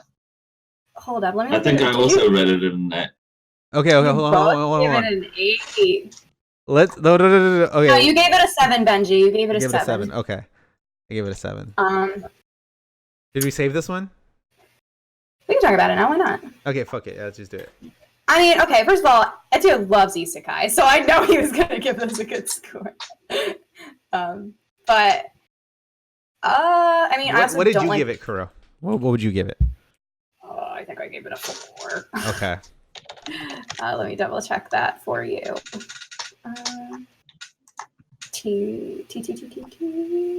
Oh, I lied. I gave it a 6.5. Oh, yeah. Yeah, I feel like your score for it didn't stick out to me. Yeah. 6.5 is what I gave it, which I think. I gave it a 5. So I didn't give it a 4. I gave it a 5, which is average. And yeah, I actually really, really enjoyed Shield Hero for the first. You said 8 episodes. I don't remember which episode it was that I stopped loving it as much, but the beginning I loved. Like, I really, really loved. I was like, oh my god, this might be the first isekai that I like. Like, I really like this. And I think that's why I was a bit harder on it with my score, because I ended up not loving it over time, and it made me really sad. Just because, in general, I thought the animation quality went down a lot, especially in the middle, and that really bummed me out, because I thought the animation quality in the beginning was pretty good, too. I felt like it lost its path. It got... I don't know, went way off track. I found it kind of dumb and cringy, especially in the middle. The end, it kind of pulled back up a little bit, but it still wasn't as good at the end as it was in the beginning. And so, it just ended up being a big disappointment for me. And I think that's why I gave it a 5 as average. But I don't know. I felt like that was kind of the general consensus from what I'd heard. So I was kind of shocked to see higher scores of it, because I really was so disappointed at pretty much the majority of it because of how good. Okay, UEC, I know I say like a lot because I'm an American white girl and they do that all the time. But yeah, Cool. I was really sad because I really enjoyed it in the beginning. Cool. Okay. You wanna go next, or you want me to go? Up to you. Up to you. You go. Those are very fair reasons, and it's reasons I've heard before. Mm-hmm. Okay. Well, let me give you my take, because I don't know, mine might be a little bit different than your guys's, because I like this isekai for reasons that I haven't really seen necessarily. I'm pretty sure I'm not the only one that thinks like this, but so when it comes to isekai, right, you have some common premises for how the person gets isekai. So either they die or they get pulled into the world in some way, so they're technically still alive, or they get trapped there. Like these are like common things that you've heard for different types of isekai anime, right? So with this show, though, even though the character is pulled into the world, right, the world is still based on a video game, hence the other three that get sent there as well, right? Because the whole world, it revolves around that, and it's even more so exemplified by like the menu screen, the abilities, like how kind of like everything works as a whole. So other shows that have used the video game premise to support the isekai either fall one way or the other too much, in my opinion. So if you were to look at some of the recent ones like Log Horizon, which a lot of people like, I feel like it just you're not even watching an isekai, you're just watching a video game. And for some other isekais, you like Overlord, you almost forget that they're in another world because they just focus on so much in the fantasy aspect of it. And you forget that it's a video game, right? Here though, Shield Hero maintains a really, really good balance. It sets its rules and how it goes about doing everything, and it does it extremely well. Kuro keyboard, and it does it extremely well. Like it sets it up in a way that like the abilities and how the mechanics of the world, they're always in your head, but you're also not totally forgetting that it's an isekai as a whole. And I find that this show really took that balance between video game and fantasy, and it did it really, really, really well. Because not for a moment did I feel like it was just strictly a video game or strictly a fantasy, but it found that really nice in between that I hadn't really seen before. The only other thing that I would say that got close to it, you guys are gonna murder me again, is Death March and A Roller Rhapsody. That show did a good video game fantasy balance. Obviously the story was a little bit trash, but it balanced it pretty well. And I feel like Shield Hero not only balances it, but we also get a good story coinciding with it too. But I mean, I'm not totally blind to its fault, to its faults. Like it's still like the what's it called? What's the bird character? I forget. What's her name? Philo. Ugh. Yeah, Philo. She ruined it for me.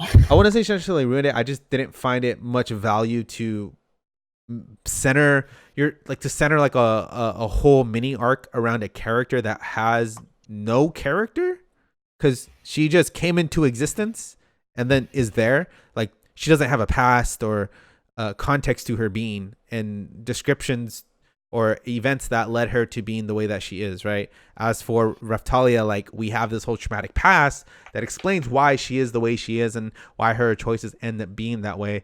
But for Philo, it's really hard to like invest into a character that doesn't have that, because it feels like every other character has that, but then there's Philo, right? But apart from that though, I do think it deserves a 7 because, like I said, it finds that balance, it does it well, and it's pretty good as a whole. So I agree with a lot of the points. I just disagree with both of you on Philo. Actually, I find her an annoying. I find her an annoying character for sure, but I don't think that because she doesn't have any character, it makes it bad for her to be there, or makes it unuseful for her to be there. I just see her as kind of a necessity because of their travel. It's the way that I see her is kind of like a car. She's like a car to me. Like it doesn't. But to be fair though, children don't have character because they're children. They don't have any experience, as you say. Like it's not fair to assume that they should have them. I don't know. I just don't think that. Yeah, I don't care about that aspect. I just thought she was annoying. I was annoyed anytime she was on the screen. I didn't find her that annoying, but okay, I get what you're saying about kids not having that much character, but it's as if a baby was born into this world and the baby could suddenly talk and walk around and has a personality. You know, like where did all that come from? Was it just? It's a fantasy. I just want to say, General Frenchie said, "Look, Kuro, there's a simple way for you to like Shield Hero more. Watch more awful isekai anime, then Shield Hero will look better compared to them." You're not wrong. This is my highest rated isekai anime, which Benji has it wrong on the screen. I do have it as a 5, not a 4. Okay, sorry. But that's my highest rated isekai series, mind you. But I've also only watched like maybe 5 others, and they're the pretty famous ones as well. But I'm not going to subject myself to that. Why would I do that? I want to plug Log Horizon on behalf of Bananas because I think it is a fantastic isekai, and I think Benji, you'll love it particularly because of that balance that you I finished it earlier. I'm gonna watch Log Horizon. I think I will like it. Log It is Horizon. so good. I finished it. Yeah, I don't know. I just like it leaned into the video game stuff really, really hard. I wanted more of the world and fantasy. Like this is just a video game. You know, no, I'm not saying that it's not bad. I rate Log Horizon higher, right? Yeah, but that's for other reasons, though. Yeah, of course. Than that, so don't get it twisted. Yeah. Okay, chat, don't get it twisted. Yeah. Okay. All right, me and Benji got one more, and then we got the more, and then we got the 3. Oh no, then me versus Etyo. Yeah. Oh, that's right. You versus Etyo, and then 1v1. All right, we gotta get moving. Yeah. Or we can just do me versus Etyo another time. I just want to do one. Can we just talk about one? Yeah, we can talk about one. Okay, so but Yes. let's do this one real quick with me and Kuro. So the next one is Promised Neverland. What did you rate it? Let me go check. I believe I gave it a 6. You gave it a 6, and what did I give it? A 9. 6.9. So this is gonna be my reasoning for this is Benji's gonna hate it. Okay, go. Benji is gonna hate my reasoning for giving it a 6 because I gave it a 6 because I read the manga. Okay, hold on. UEC, thank you for subscribing. Thank you, UEC. Whoa. Okay, so okay, you gave it a 6 because I read the manga. I love the manga. I have the manga at a 9. It's very good. I do not like the directing of the first season, and I hate the music they used for it. And I just think when reading the manga, it is a lot more horror themed and I don't know, a lot more suspenseful to me. And when I was watching the anime, I felt like they were playing more on the shonen aspect and not on the horror aspect. And that made me kind of sad. I think maybe because I actually watched the first few episodes first, and then I went and read the manga, and I loved the first few episodes. But then I went and read the manga, went back to it, and was like, oh, not a big fan now. So it's one of those things that is annoying because it's the stupid read the manga thing, but horror is very difficult to do in anime, I've noticed. And yeah, the production is not the best, and I was just, especially the soundtrack, because soundtrack is really important to horror and thriller series. I just really do not like the soundtrack at all. And overall, I was just like disappointed in the adaptation of it. So I would okay, I don't know if this would ever be possible. I see you, Bananas, in UEC.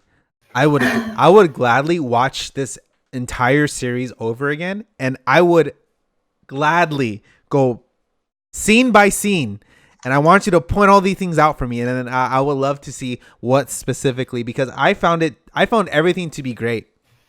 I didn't hate the most of what was occurring within the show, because everything felt appropriate contextually when you thought about it in regards to them, being kids versus this insanely powerful entity. Yeah, the story's fine. But I there's just so much good that is there. Like I feel like the source material is extremely strong, and that's why I like this anime so much, because I only read the first 4 chapters and then I stopped reading because of how great I saw it being. But man, I just feel like, okay, if you were to take it like point by point, I don't think it falters below average on any of those points. In fact, I don't have it below average. No. What I'm saying though, like in general, like for every point that it has, it seems to be exceedingly. I wouldn't say exceedingly like above and beyond, but to a point to where it approaches to be, oh man, this is like really damn good stuff, right? Again, when it comes to like a lot of these shows that really hold your hand and say, oh, everything's gonna be all right, like you all have like insanely powerful plot armor, like none of you are gonna die, like nothing's wrong. I still felt as I watched the show that there was always potential for someone to be lost, right? And yeah, I think my 9 rating will be more justified if we get more seasons of the show. Well, there is more seasons confirmed. Perfect. So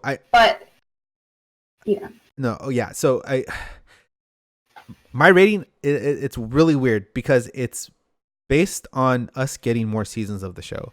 If this is all we got and this was the end of it and we got no more, I would gladly lower this rating. But because I feel like it does a good job setting a lot of this stuff up, leading us into something bananas. Leading us into something like excellent, like I feel like we're gonna get something amazing, right? So in terms of like a setup season, this was perfect. Well, nearly perfect. Yeah, I mean, all of my gripes are with the actual handling of the series, because I love the source material. And the thing is what did Ren say back there? There's a message she sent that I really agreed with. The pacing. It was about the pacing. Despite the anime basically adapting accurately the first part in terms of pacing, it felt slower in the anime than it did in the manga, and I honestly can't really explain to you why, which is why I think it might have been the directing. And I really just don't think the directing was very good, because it just didn't feel, I don't know, it felt a lot more stressful and a lot more a beat in the manga. But the thing is also, for me at least, since I've read the manga, I know what happens. This section of the story is my least favorite section of the story now. So that also contributes to me having lowered it. Well, I didn't lower it, I gave it that score to begin with, but I'm just saying that I didn't care about it as much because I know what happens later on, and it's a fine setup. But either way, my biggest gripe with it was more or less the directing, the sound directing, and just me being kind of disappointed as a manga reader in general. Yeah, so pacing. And this is why it's really hard for me to wholly accept good or bad as a whole. I mean, I have my own personal philosophy, but I've heard the exact opposite complaint from manga readers. So I'm like, I don't know what is actually wrong with it, because I don't think I don't know how many if I've said this before on the podcast, but I don't think there's no such thing as like good or bad pacing. There's only appropriate pacing. Because I agree with that. Because I think the pacing for this show was appropriate. The amount of exposition that we got was good in relation to the pacing of the story, and then the execution towards the end, which was the climax, and then the final conclusion. I did a pretty damn good job. But again, I mean, I haven't read the manga, but at this point, because I've literally heard too fast or too slow, I'm like, okay. Because it's something is just not right. Like, I don't know. I mean, like I say, I credit the directing, and I know certain parts where I did think the directing was bad, and I can remember. But just in general, overall, the feeling of the first season, I got a completely different feeling from the anime than I did from the manga. And, you know, I kind of want to go deeper and figure out where that was. Because, like I said, it really didn't feel right. Especially, and I think I'm probably slightly more critical of it because I love the manga so much, and that just tends to happen when the source material is very good. People are more critical of it, and I find myself doing the same thing. But yeah, I don't know. It was just disappointing. But a 6 for me is not bad. It's fine. You know, I thought, you know, I'll watch the next season probably because the next section of the story is where it really opens up and gets good. These first 12 episodes are really a really small portion of and I just want to point something out real quick, and this is going to wrap up everything as a whole. So Ren says they dragged us around for 12 episodes and got to know literally nothing. I'm fine with that because I don't think we were supposed to know as much as we think we were supposed to know. Because again, this is a setup season. This is obviously supposed to be a long running thing just by how contextually everything was presented to us, right? So my rating, though, like I said, would drop if we never got a second season. So the strength of this first season is totally predicated on how well the second and third seasons are executed. But you know, like I said, it's hard to tell at this point. I honestly think we're both right in our ratings. Like I think it could really go. It could be a 6 and it could be a 9. But I mean, there's just that whole we need more. You know what I mean? We need more to come from this show. Like I wish it was a 2-core. I think opinions would be very different if it was like I do think episode. That if they had gotten to what the next part of the story is, a lot of people would change their opinion because the next part of the story is pretty much got almost completely different than what we got. And I just want to, I guess, kind of end this with General Franchise had said, as a fan of the manga, I'll say this, for where they had to get to in this one season, they had to cram and get to that final scene just to set up what's next. Yeah, that is true. Like I said, I don't know why they blocked 12 episodes, I guess. But they kind of shoved this entire arc in there so they could get to the really main part of the story, because this is just the introduction. Whether it felt too fast or too slow, it's just really how they presented the story as to why people think it was too fast or too slow. It's the presentation of it. Can I just say I love this? It's like this is what I live for. Yeah. Cool. All right. Well, I guess we're getting to the real what everybody came here for. Well, there's one more with you and Etyo. Right? Oh, that's right. Wait. One. There's one. Sword Art Online Alicization. Wait, versus I want to hear this. You gave it an 8. Yeah, I gave it a 5. Okay. Whoa. I want to hear this. Etyo, don't you like Sword Art Online? What? I love Sword Art Online. You gave it a 5? Sword Art Online. Whoa, hold on. It's because I want. Whoa. I want some context on this. Hold on. So you get. Wait, I'm just gonna pause for 1 second. It is 12 a.m. Happy birthday! Happy birthday! Happy birthday to Kuro. Hey, can you get some hearts in the chat for Kuro's birthday? Happy birthday! Let's say happy birthday to her. It is Kuro's birthday. She is 20, the fantastic 20 years old. Much love good to ass her. age. Yo, and thank you to, because I know some of y'all, it's very late where you're at, and you guys are sacrificing some sleep to be here. We like the amount of appreciation, like I could literally cry right now. Like I love all you people. Thank you for whoever's listening, tuning into the live stream. Like you're giving us some amazing moments, and I'm so glad to have Kuro here. And thank you for allowing us to spend your birthday with you. You know, it's been awesome. Thank you. You guys are the best. This stuff is what keeps me going in life. So. Yeah. Well, so you hear that? So if you guys stop showing up, she can't go on. I'm gonna be anymore. Very sad, legitimately. Cool. All right. Now, all right. Anyway, argue about Sword Art Online. I need to hear this. Alicization. Okay. Y'all crazy. If you think this is the worst season of SAO, you are wrong. Okay. Tell You're me. wrong if you think it's the worst. If you think it's the worst, then you are wrong. Bananas. I I want agree with you, to Benji. Bananas Sunday 10 a.m. Pacific Standard Time. I better see you there. Anyways, anyways, let's continue. Listen. Let me give me my position on Sword Online Alicization again. I want to give Riki Kawahara the benefit of the doubt because he's either a genius or he doesn't know that he's a genius. I'm gonna go with the doesn't know that he's a genius because I don't think he's that smart. Alicization is genius because of one thing. He made his character legitimately OP. Legitimately, not through any random means or anything like that. He made the plot perfect for a character to just randomly be OP because he's from the world. He had a legitimate reason for it. Mm-hmm. And I think that is one of the biggest reasons why it is good. But to be honest with you, it's 64 episodes in the first 24. It's a wreck. It's enjoyable, but it's a wreck. Okay. That's why I gave it a 5.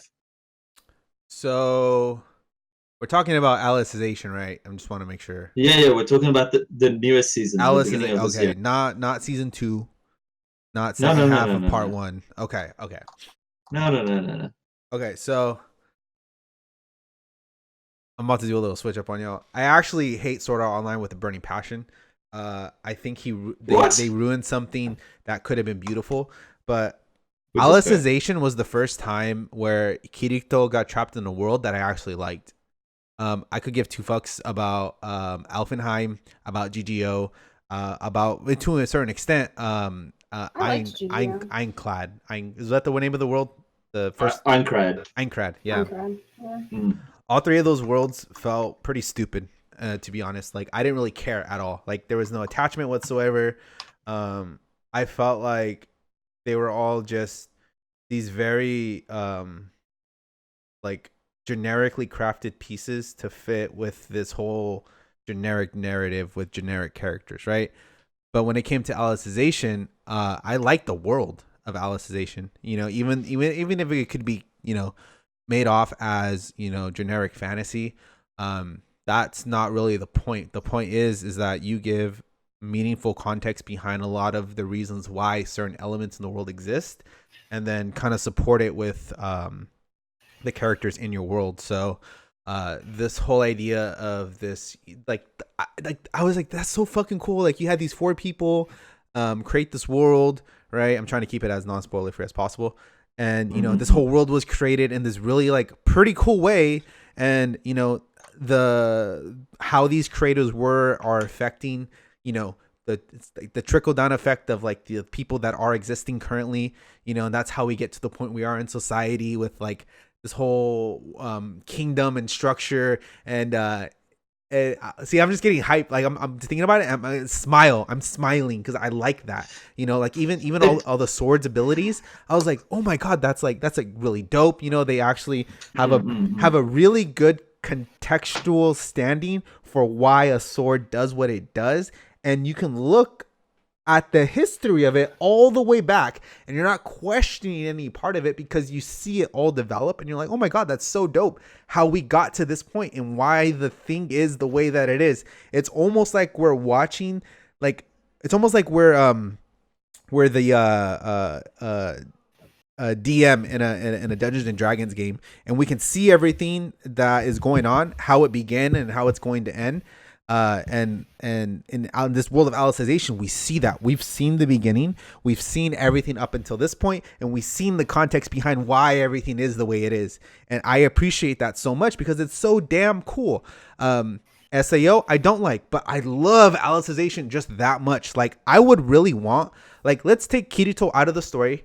Let's axe him. No one would care. Let's give him, let's put a different character in there that's actually interesting. And boom, you got yourself a hit anime. I genuinely think that if we just took the world of Alicization, we put a different character in there, and we did the exact same story, we'd get a beautiful anime. Okay, let me explain.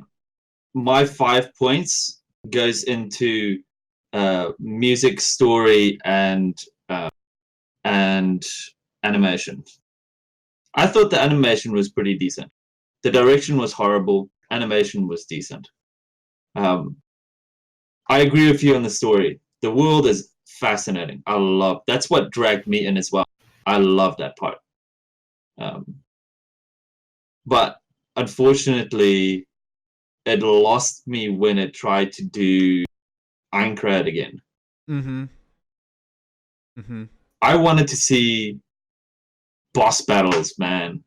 I wanted to go up that tower, see boss battles. That's what I wanted to see, and I didn't get that. Which, with an actual character, would have been boss battles, because we wouldn't have had Mr. OP Jesus God Lord. Remember, we're looking at Sword Art Online here. Exactly. That's a good theory. It's a good theory to have another character in there. So now you understand where my rating comes from. I don't give a fuck about Sword Art Online. I don't fucking care about Kirito. It's this world that's giving me this rating. And to be honest, I'd rate SAO Alicization the same thing you did.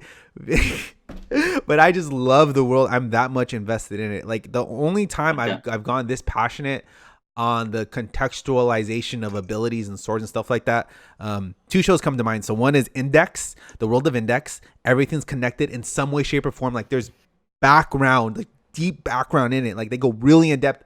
Every spell has a reason. And then the other show would be Bleach. Like, I like the bankais and how the bankais have context in relation to the characters, and the characters have history which is built upon that, up to which, like, their swords are kind of like a part of their destiny, you know, and it relates as a whole as an ability, you know, and it's like cool. Like, I want an anime with that, and so that's why I give it this rating. It's not because it's SAO, but because of what it could be if it wasn't. Oh my goodness. It fucking is. Yeah, no, I hear you, Benji. That's a quote of the century, I'm not gonna lie. Okay. Yeah, I hear you, and I agree with you. That's why I gave it a 5.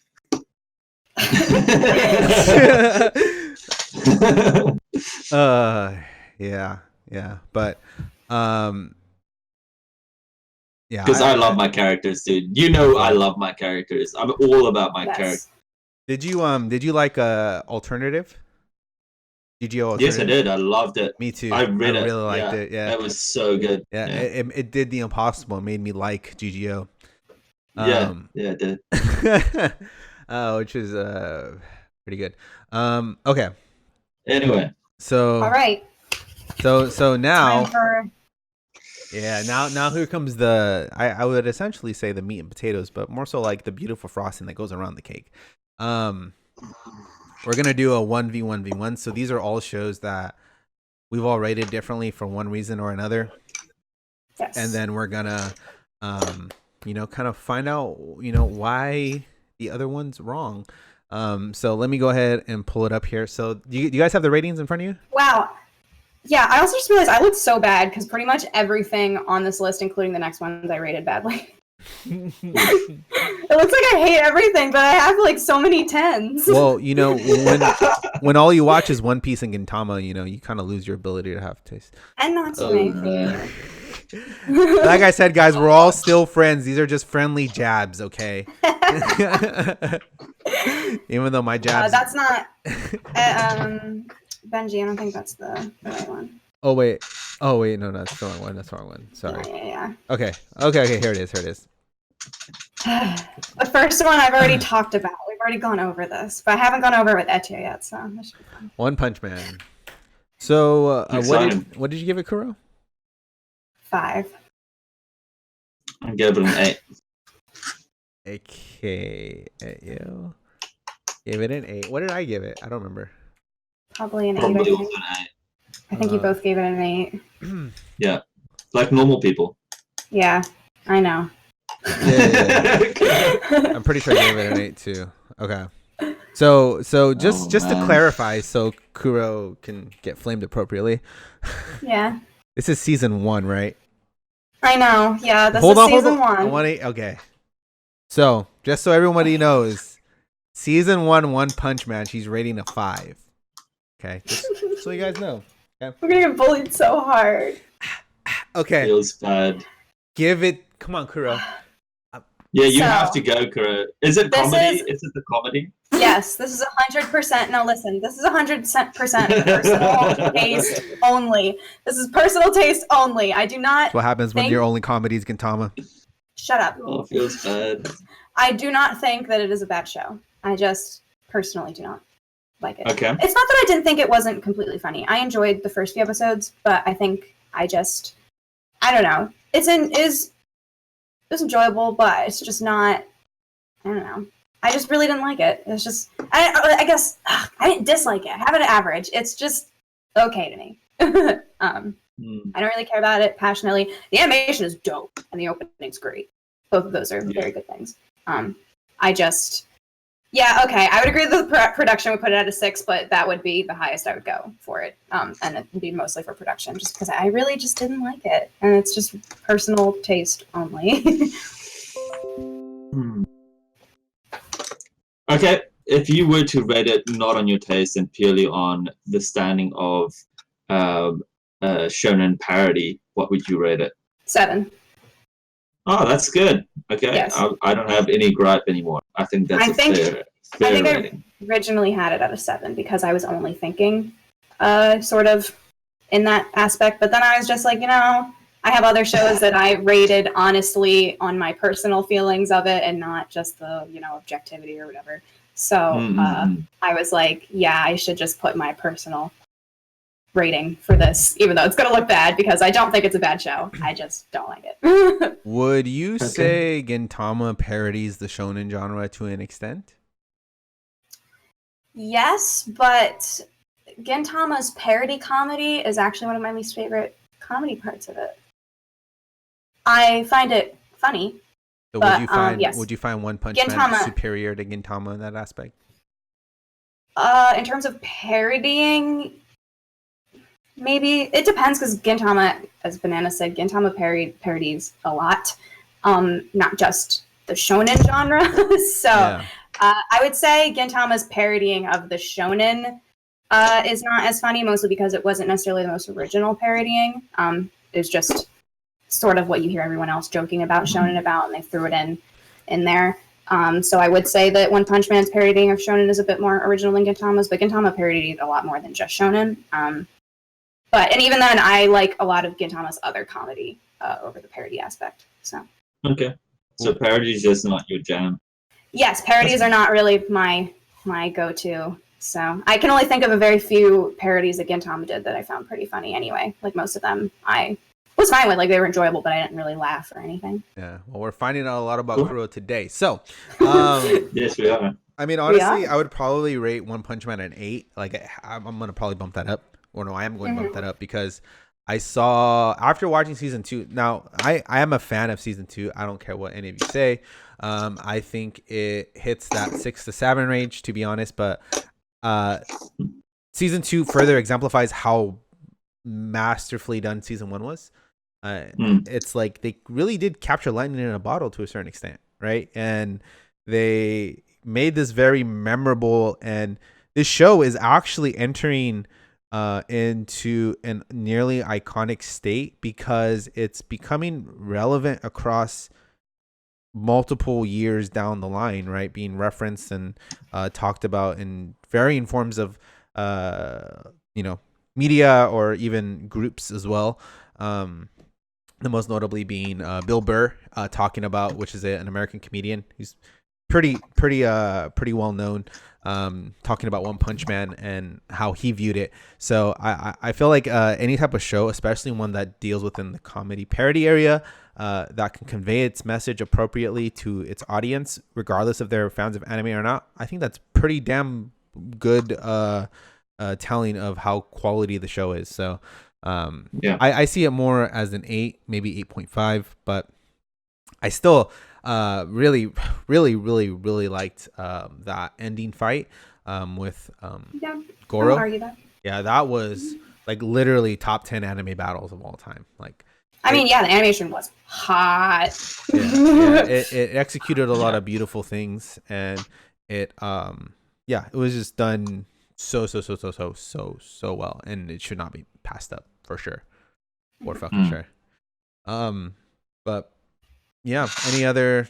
No gripes, because this is all personal. Yeah, I don't necessarily think it's bad. So that's fair. the next one is spicy though. Tora.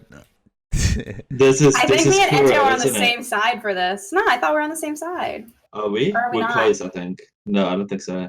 Oh, maybe we're not. Was it Just bad. Toradora? Wait, what did you rate it, Kuro? It is Toradora. We're close enough. So it's 10, 6 I for gave it a Kuro 6. and 7 for me. Yeah. What did I give it? I gave it A 10. Damn right, I gave it a 10. You don't fuck with the palm top tiger. Okay, what did you give it, Etyo? Oh man, 7. Hey, yeah. Okay. Which I think is a fair rating. Yes, I wouldn't. Yeah, I wouldn't go. I think 6. I mean, I'm sticking with my 6, but I won't argue with a 7. But I won't go above 7. Okay. Yeah, it says Benji can't read. Benji typing. Look, I can't type. I can't read. Benji, I'm a disabled person defending my points. So if y'all can defend your points, what does that say about you, huh? Benji, if you convince me, I might bump it up to an 8.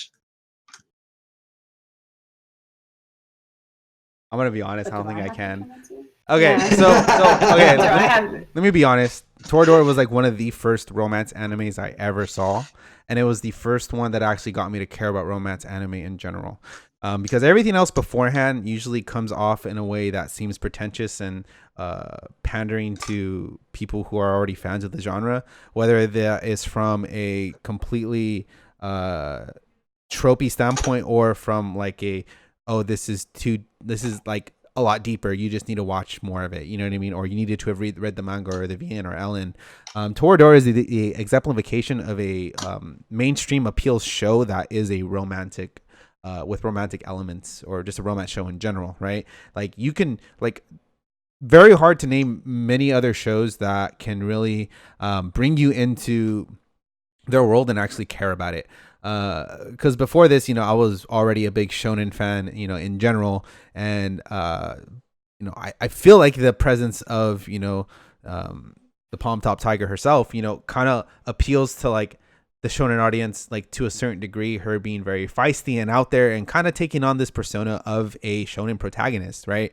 And because you have that relatability to people who normally, would watch shonen anime, that really is what hooks you in, and then it pulls you even further into the story by showing you the beauty of romance, as well as slice of life to a certain degree, right? And it introduces drama as well, as the story progresses, and you start to realize, oh my god, like, drama can be good, romance can be interesting, like, you can care about characters on more than just this surface level of, oh, look how badass they are.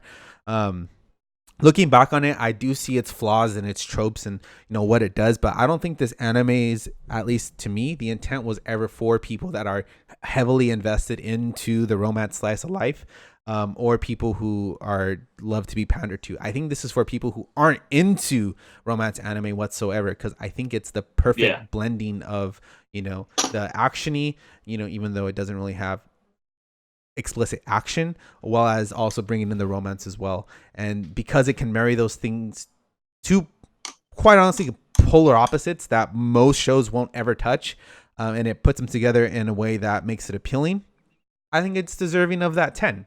So but I think it really hits on every single one of those points really well.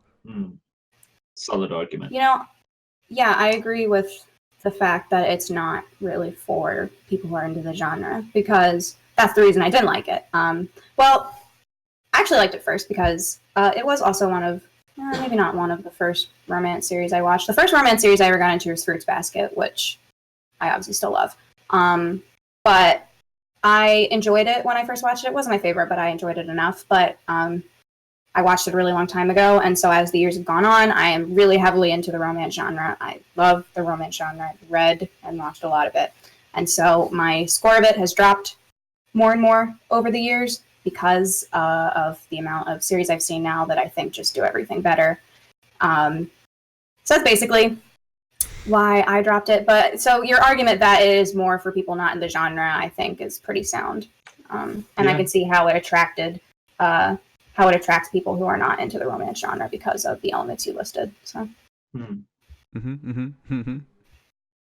Yeah, I didn't rate it upon that perspective. I rated it upon character development, what they were trying to do and what they achieved in regards to plot. And I think what I liked particularly about it was that it was actually a solid romance that was set in a high school. It wasn't like over cliche. It had natural characters. The characters kept to their personalities. There was no drastic shifts all of a sudden, like in some other soujos. This is a solid show. Loved it. Yeah. You see that, chat? Y'all think I'm just hype, but I'm not. I got points. Come at me. We'll see you Sunday, 10 a.m. Pacific Standard Time, 28th of July. All right. I mean, like I said, I'm not gonna change my score because I don't view it from that perspective. But yeah, you defended your score well. Yeah. Damn right. All right. Next we go on to the one. I think we're gonna trigger like most of our non-seasonal audience. I'm so excited for this one. Hero Aka. Yeah, this is interesting. Demia. Because you guys just both, I believe, have it rated higher than I do. Okay, what did you give it, Kuro? All right, let me go check both seasons or all 3 seasons. I've got all of them. Yeah. Yeah. So. What is Kuro's? Happy birthday. First season 5. Second Yeah. season 6. 5. Third season 5. 6, 5. Okay. Yeah. And then And what did mine is 7, 8, 6. 7, 8. What's that? 8, 6. And then what did I rate mine? I think you gave all of them 8s. UBC says you're like a smart casual.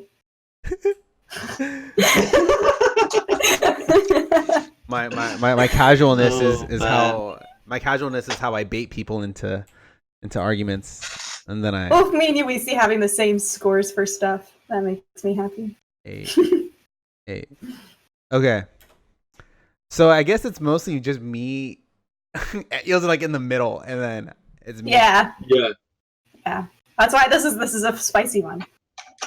All right. Well, I just want to. I think I'm the most reasonable. Yeah. Well. No, but Kuro. Yes. Why did you rate it so low? Okay, no. Let me rephrase that. For being in a show about superheroes and being labeled as a shonen, and you being a lover of shonen as a whole, why would you rate this show so low? Because I love good shonen. Ouch. No, I mean I have it at average / season 2 above average, so I don't think it's bad necessarily. But I love the shonen genre, but I try to rate it honestly in comparison. So I don't love every shonen I see because I have a certain standard that I want it to be at. My Hero Academia, the biggest thing for me about it that really makes the score low is that I don't like any of the characters. I don't dislike them, but that's the thing. I just don't really care about them. There's like 2 characters that I like, and the rest I just don't care about. And one of the big things that I love about shonen is the characters, and so that is very disappointing to me for the series. I think the characters I like Todoroki because I like his character type, and I like All Might because you can't not like All Might. That's like pretty impossible. But other than that, I just don't really care about any of the other characters.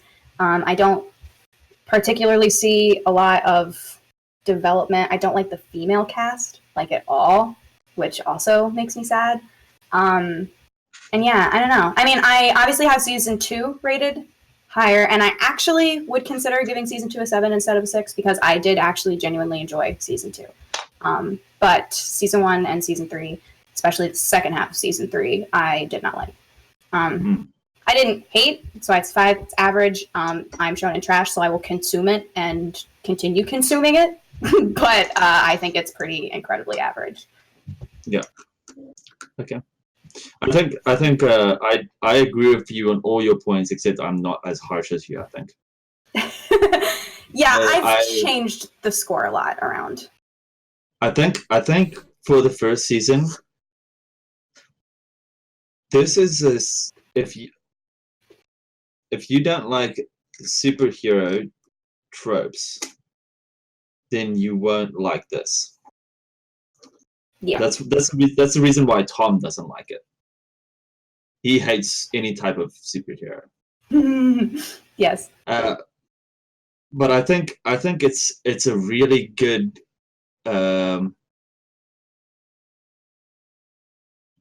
it criticizes it really well. Not as well as Tiger and Bunny does, but it does a solid job. It does a solid job at actually tackling the criticisms that it has with superheroes. And that's particularly why I loved season 2. Because of Stain. Because Stain is a fantastic character that actually brings that conflict into the story. I 100% agree. And I think that at least just for that character's sake, it already deserves a 7. I think. Yeah, I'd consider putting it back at 7. I actually had season 2 rated pretty highly before I dropped it, but I would consider moving it back up because I did enjoy season 2 genuinely. Bananas, I just wanted to say, Bananas had said, Boku no Hero Academia is literally Naruto, but no passion or anything new to say. And that was the other thing that I would say. Not necessarily that it's Naruto, I mean, it kind of is, but that's like all of the new shonen. But My Hero Academia and a lot of the other newer shonen out, to me, just feel different than the older shonen like Naruto and even Bleach, even though I don't like Bleach. I don't even really like Naruto, but they just felt like they had something special to them, whereas I don't feel that in My Hero Academia. And I don't feel that in some of the other ones. That heart that really comes out of shonen, which I felt in season 2, which is why I really liked season 2. But I didn't feel it in the other seasons. Which is very funny that you say, because that's exactly the heart of the show. The heart of the show is that there is no heart in being a hero anymore. That's the heart of the whole show. I guess, but it feels like they definitely, I don't know. I just don't like how they executed, I guess. I mean, my rating for the next season will probably be higher because I stopped reading the manga, but I've read the future 3 arcs, I think. And the next arc is my favorite arc of the series. I really enjoy it. So you're probably going to see a decently rated MHA season for me next. But it's a complicated thing with me because I don't hate it. I just think it's average, and I low-key dropped the manga. I haven't officially dropped it, but I just kind of became uninterested with it anymore. Okay. All right. Let's hear what you have to say, Benji. Yeah, Benji. Especially for the 3rd season, dude. That's you gotta defend that, dude. Do you guys, or have you ever been a fan of comic books and anime? And not anime, but like American comics. And if you are, then who's your favorite hero? Kuro. I have a whole pile of comic books here, and my favorite hero is Captain America. What about you, Etyo? Iron Man. So My Hero Academia plays more out like an American comic book than it does an anime initially, or just at all over Yes. the entirety of the story. So I could almost argue that this isn't even a shonen at all, because the Yeah. whole story doesn't even focus on the abilities or the battles like being intricate and very artistically choreographed like you would see from shows like Naruto, Bleach, and most of these other series. Even Sword Art Online to a certain extent, there are intricate battles with the abilities and a huge emphasis on it, right? Whereas in My Hero Academia, you have a lot of these very character-driven storylines, right? Where you're not really looking at the powers themselves. You're looking at what they do with the power and how that impacts them as a character. Namely, like you said, Captain America and Iron Man. They're both given these abilities, but you're not looking at them shouting out the abilities and using them. You're looking at how those abilities affect them as a whole. When he gets these powers, what kind of person does he turn into? Right? When Iron Man gets that power, what kind of person does he turn into?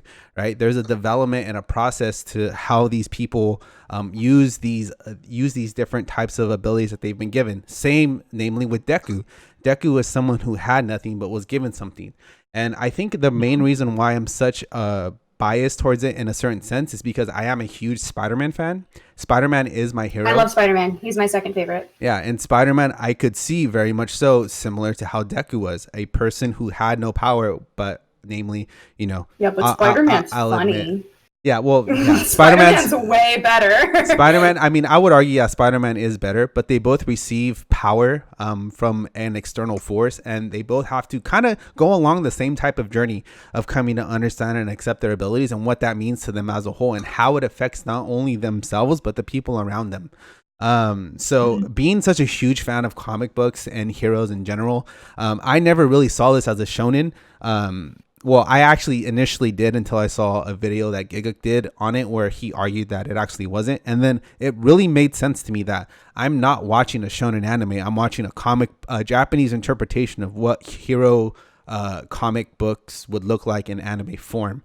I think they're doing a really good job, as a whole. And that's why I rate every season as an 8, because I don't see them as separate seasons. I see them as one continuous story where each part lends to another, and they kind of have a supporting context for every single part. Because, as great as the animation looked and the fights were, fantastic. But I found myself not really caring so much about the abilities and the powers and how they interacted, but more so how the result of those fights impacted them on their character as a whole and how they progressed and became something different as a result of going through these trials and tribulations. But here's the thing. So I'm not necessarily viewing it as a shonen. I just view it as a series in general. And the thing I care least about in shonen is the fights. And as cool as they are, I genuinely don't really care about them that much. I don't like the characters. Like, I just don't think they have a lot of substance. Like, in comparison, I like comic books. I have a whole pile of them right here, and most of them are Marvel comic books. And I think the Marvel characters have a lot of substance. And are actually enjoyable characters. Whereas in My Hero Academia, I just don't care about any of the characters. Like, I don't find them enjoyable at, like I said, I mean, I have it averagely rated, so I don't think they're bad characters, but I just don't really see anything, great about them. Yeah. Granted, in the next arc, some of the not side characters, but characters that aren't Deku and Bakugo and Todoroki get some good light, and I like what they do in the next arc. Like I said, the next arc is my favorite that I read, and I like what they do with it. But I don't know. There's a lot that I think they do wrong just as a story, as a series. Yeah, and I'll totally agree. They have nowhere near the depth of these Marvel and DC characters, but I mean, you kind of got to really forgive it for that, because you're dealing with an entire cast of characters that all have unique abilities and backstories, and you would really just need to give it time for it to flesh a lot of these things out. I mean, the way that everything's been set up, at least for me, contextually, I see myself watching this show for as long as I watched Naruto or Bleach, because I think they've done a way better job at establishing their main and side characters way better than probably some of these other shonen have in the past, because I mean, you're not caring about 1010 in episode 200. Like, no one gives a fuck about here, but you're gonna care about Yui, the frog girl, or Urahaka, or Bakugo, or Todoroki. Like, I can name more of these characters off the top of my head, and they'll have more significant impact in episode 200 than Naruto did for some of its side characters in episode 200, and most other shonen as well. But that's just how I feel about academia as a whole, and I don't know. I've seen a lot of shonen where the characters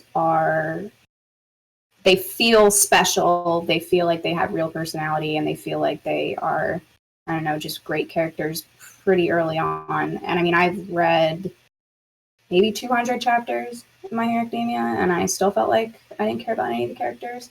At that point, if I'm going that long and I still don't care about the characters, where in comparison to other shonen where I cared about the characters pretty much like 20 to 30 chapters in. And I mean, I know I'm saying shonen when we were discussing that it's not technically shonen, but even in anime in general, I mean, there are 12 episode series that I have connected to the characters more than I have in this. So I don't know. They just don't. I agree with you, Kuro.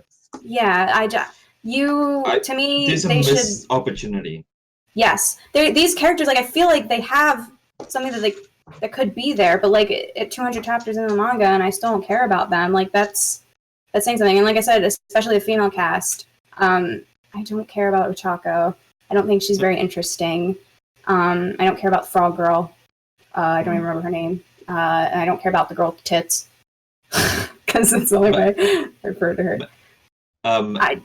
Regardless of the manga aside, season 3 was a perfect opportunity to actually explore some of the characters we're going to see more of. Instead, they focus on this kid who we're going to see for one arc. It's a waste of my time. It's basically a filler arc. It feels like a filler arc. It feels like there was a wasted opportunity to actually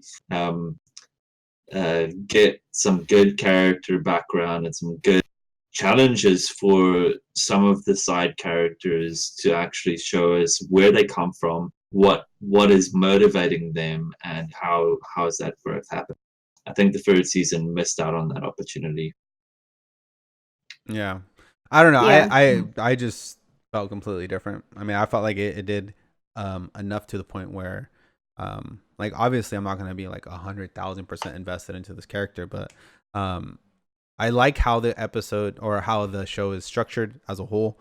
I like the rivalries that it's established, the context that we have so far for most of the characters, and I'm genuinely excited to see where it goes, but not really too worried as a whole whether or not I'm going to keep liking it, but I don't know. I like what it's done so far, and once I stopped watching it as a shonen, my appreciation for the show increased definitely. So. I don't ever watch a show as its genre. After the fact, I compare it to others in its genre and I think about it. But I mean, I view every series just as a series in general and how it is written to me, and I just the production is really good though, and I think I like the anime better than the manga because the production is so good. Yeah. So I'm not going to tell you to go read the manga because can't it's read. pretty much the same. Yeah, can't read anyway. but yeah. All right. Next one, Attack on Titan. This is my favorite one to talk about. What did you rate This is rough. Let's see. I have season 1 at a 5. All the rest of them at a 6. I rated season 1 a 6, and I dropped season 2, and I didn't watch season 3.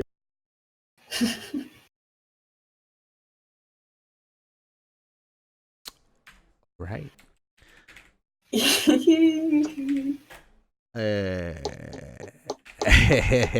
I'm gonna just put that there for now. Okay. I'm okay. I'm really interested in why. Well, actually, fuck. This is hard because I get why you did. Like, Yeah, you understand why. It's a legitimate reason. Like you already know what I'm gonna say. But yeah. like the obvious stuff aside, let's just put the obvious stuff aside, like Okay. pacing and stuff like that. Let's put that aside, okay? Yes. Mhm. Yes. One of the things that I really liked, and this is a spoiler for those who haven't seen it, so pause it or close your ears or whatever, is when the main character. Okay, hold on. Before you go any further, because Attack on Titan requires a lot of context for what we're gonna talk about. Skip Okay. to this part of the podcast. I'm gonna have to insert a thing here. So don't worry, audio listeners, you won't be left out. I'll put a thing here that tells you when to fast forward to. So don't trip. Okay, so we're going full spoiler mode. If you have not seen Attack on Titan, or if you even care, 1, 2, and 3, and then we'll let you know when we're out of spoilers. So if you're watching the video, you'll go to this time, and then if you're on the audio, you'll hear an audio cue of when we go back. So okay, go for it. Fantastic. So when Eren dies, when he apparently gets eaten, right? Yes.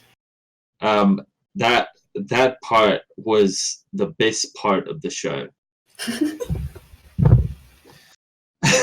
Yes. To be fully Yes. honest with you, like I agree. I thought, wow, perfect opportunity.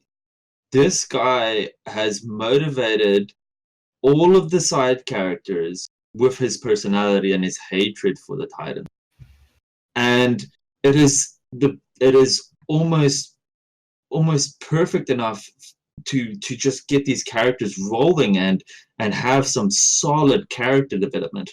Yes. And then all of a sudden he came back and wasted that perfect opportunity for some fantastic characters to be explored.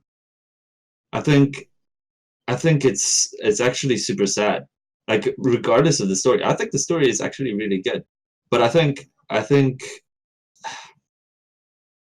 it's really sad that I love characters. I'm just very sad about it. I'm sad about that part. Mm-hmm. Yeah. That's my main issue with season 1. They miss out on a lot of beautiful characters. Okay. Yeah. Benji and I have debated AOT a lot. I think I've talked about it a lot, but I just again I value characters, and the fact that I hate a majority of the cast, and it's not like one of those series like Neon Genesis where you're supposed to hate the characters. Yeah, that kind of ruins the show for me. There are characters that I like. There are a few. I just want to say, Banana said, kind of surprised you dropped it at season 2. To be honest, I still think season 2 is by far the best one. Yeah, I agree. I would actually consider upping the rating on season 2 because I actually kind of enjoyed season 2.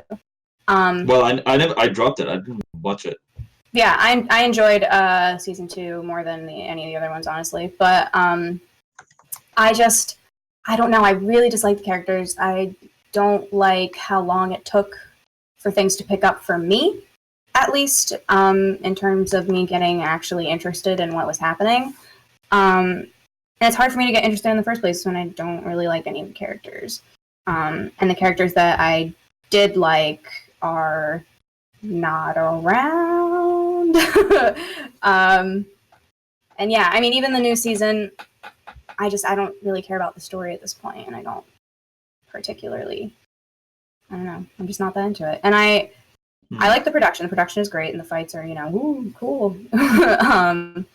But other than that, yeah, I like characters a lot. This is something that I would really like to talk about, and its long run series, and the argument that more seasons makes it better. I really hate that argument. and I think it's a cop out.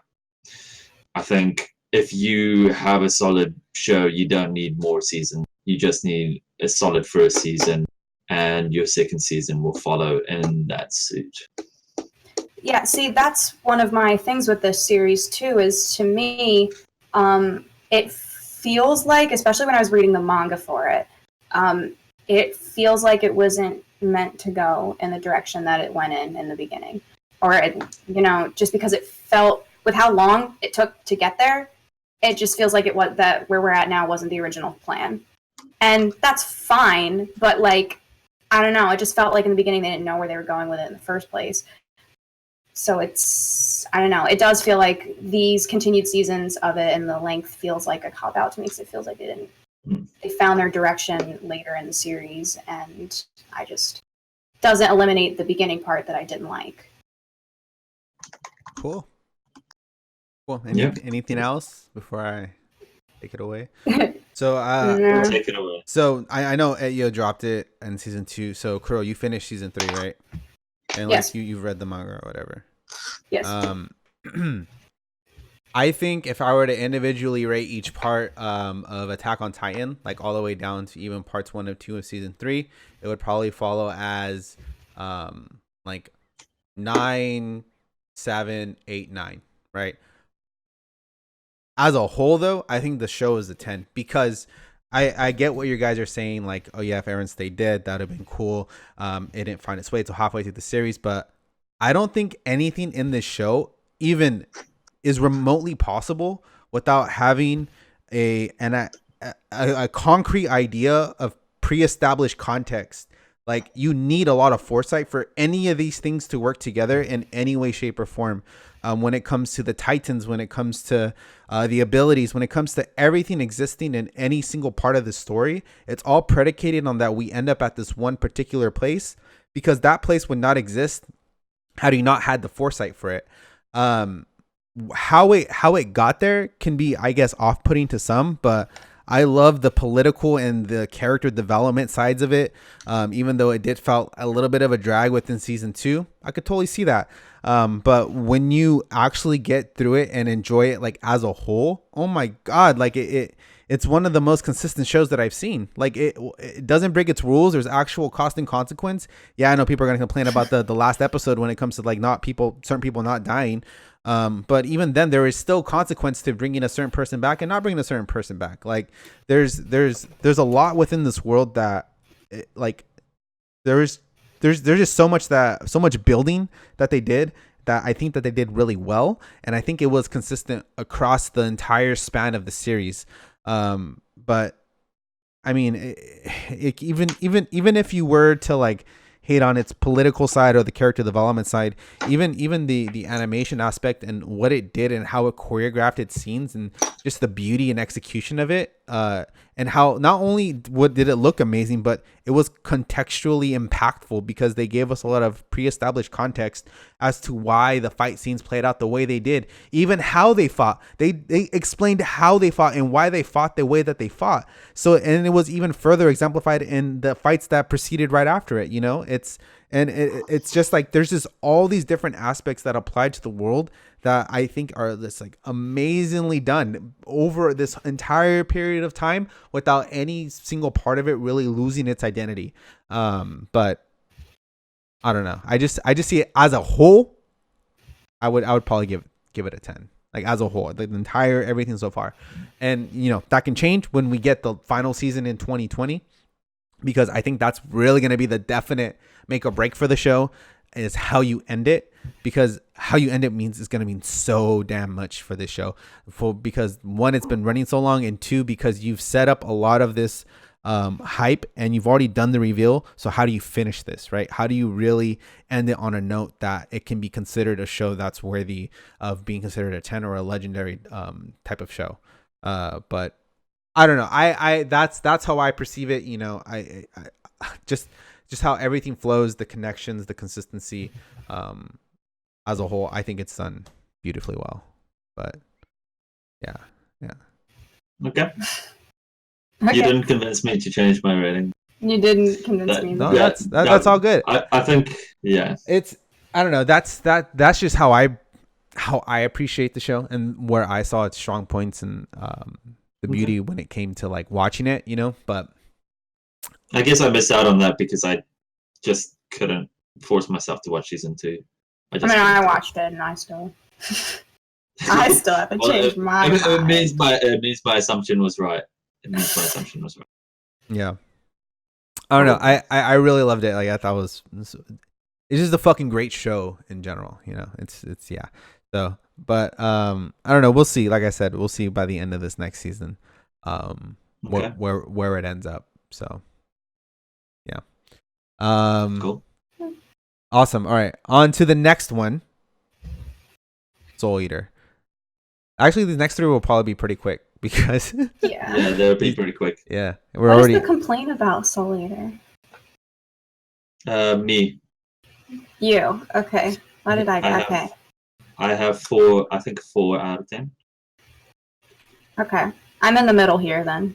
What did you give, Kuro? I gave it a 6. Yeah. And what did I give it? 7. 7. I thought it was charming as fuck. Yeah. I love Soul Eater. Just the anime original ending made me mad. Yeah. Ending is not the only issue. Ending is only one of the issues. There's how many episodes? 51, right? Or it was 60 or something crazy. Maybe more, yeah. Within that time, we explored one character or 2, maybe at the most. 51 episodes or even 40 episodes that's not an excuse. You can't do that. I felt like it explored all the characters, well, the main ones pretty well.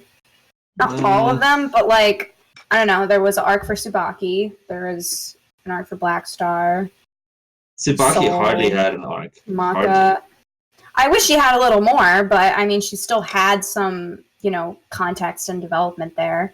I would say the least developed group, at least, was Kid and Patty and Liz. Which is some of the best characters. I do like their characters, yeah, but even then I still felt like, I mean, they had some spots. Little factoid.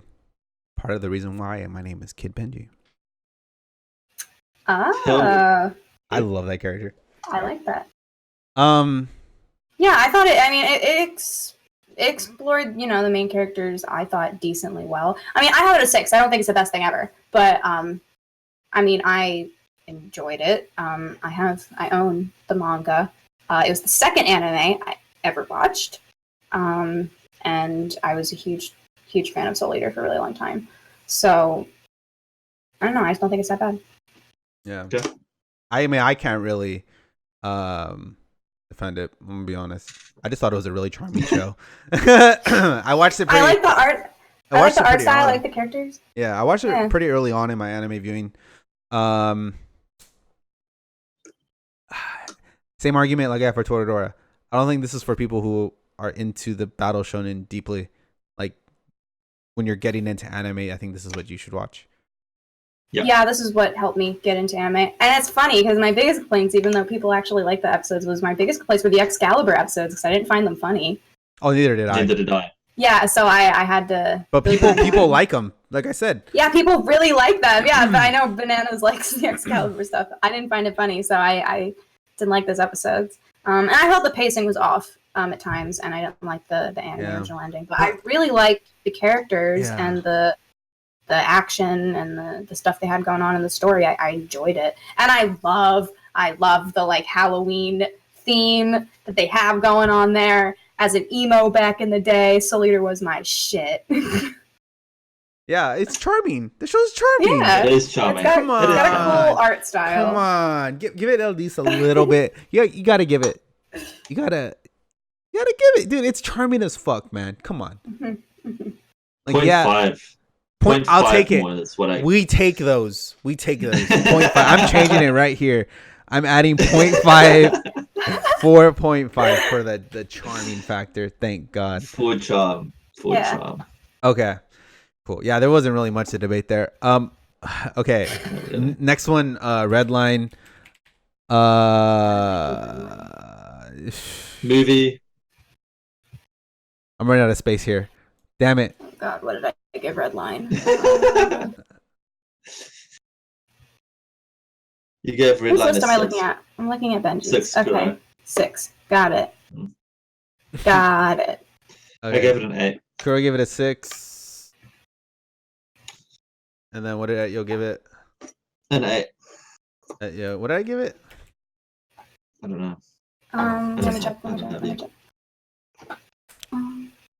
Do you have it on here?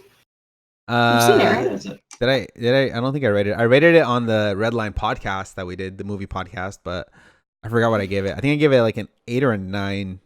Or no, I think I gave it an 8. Which is, Okay, so high score. I gave it an 8. Yeah. Oh, we're pretty damn close. I mean, I could see why you would give it a 6. Yeah, Yeah. the story. The 6 all goes to animation because I just didn't care about the story. Whoa. No. The 8 is because of the animation. Like this is okay. It can't be all animation. The music was great. The music and was animation. great. Yeah, it was all great. All that part was great. I don't remember any of that. The story Okay. was okay. So it was decent. It was like a 5 if I were to rate just the story. It was 5. Yeah. So how do I put this? Michael Jordan is the greatest basketball player of all time. Michael Jackson is probably one of the greatest pop people of all time, right? Mhm. Redline is one of the greatest animations of all time. And just like Michael Jordan and Michael Jackson, it'll probably never be replicated at that degree of quality. So that's why I give it the 8. Almost Interesting. impossible to achieve that. To me, I would just never rate a series just on the animation because I literally didn't care about the rest of it. I didn't want to give it higher than a 6, but all 6 of those points go to animation because the animation was awesome. The animation is just it was just So good. yeah, so that's why I got the 8. I mean, Yeah. if anything, if I remember, I'm starting to remember now. When we did our podcast on Redline, we all agreed that this would be a really cool anime series. It felt like we were watching the finale of an anime series. That's what it felt like. Like I would agree to that. We already got all the pre-established context and character development early on, and then this was like the last episode, you know? Mhm. Yeah. What it felt like. I loved it. Yeah, me too. Liked it a lot. It's very, very Yeah. appealing, very I eye-catching. think I own it. Someone got it Oh. for me for as a gift. Okay, and then That's really final RE0. This one's fun. which if anyone from Kitsu watches this, they're gonna hate whoever rated this badly. Yes. Here we go. We have a lower, a middle, and a high. So Kuro, what did you rate it? I gave it a 6. What did you give it at you? 4. And what did I give it? And I dropped it. I think you gave I it an dropped- 8. I almost dropped it at but there's like 2 episodes left, so I kept going. I dropped it at episode 12. Okay. I don't blame you. Okay, last one. I think I say exactly how I appreciate Simon. So Simon in the chat says, Trickster said Kuro should try the "Oh wait, no, you go first." Trickster said Kuro should try the Berserk anime to appreciate how good Redline was. I know how good Redline's animation was. I'm not ever gonna look at the Berserk anime ever. And then Simon says in the chat, "Can I just take a second to say that Etyo is exactly how I pictured he would look." Same, I agree. Oh, wow. Yep, exactly. Same thing. But okay, ReZero. You know what? Let me take the lead on this shit. I've been letting y'all Yeah. start off for the entirety of the time. Okay, here it is. Actually, I don't fucking know, honestly. I really liked it. It gave me. It was a dark fantasy isekai. You know what I mean? Like, I mean, honestly, we were coming off the back of some Kirito bullshit, you know, and this was like the hot my new God. thing, you know. Like, I was tired of seeing, you know, rapey McRapeface in season 2 of Elfheim. I think that's when this came out. And I was like, oh, we got something different. You know what I mean? Like, it was. I was like, It's cool. certainly Like, different. the guy is suffering, you know, for once. Granted, it didn't take it to the edginess of like a Kame ga Kill, but I mean, I hate it. I guess I could see the 8 being a little bit too high. Maybe I'll drop it to a siete, which is 7 in Mexican. But I don't know, man. I don't. I don't. Probably a 7. I don't know.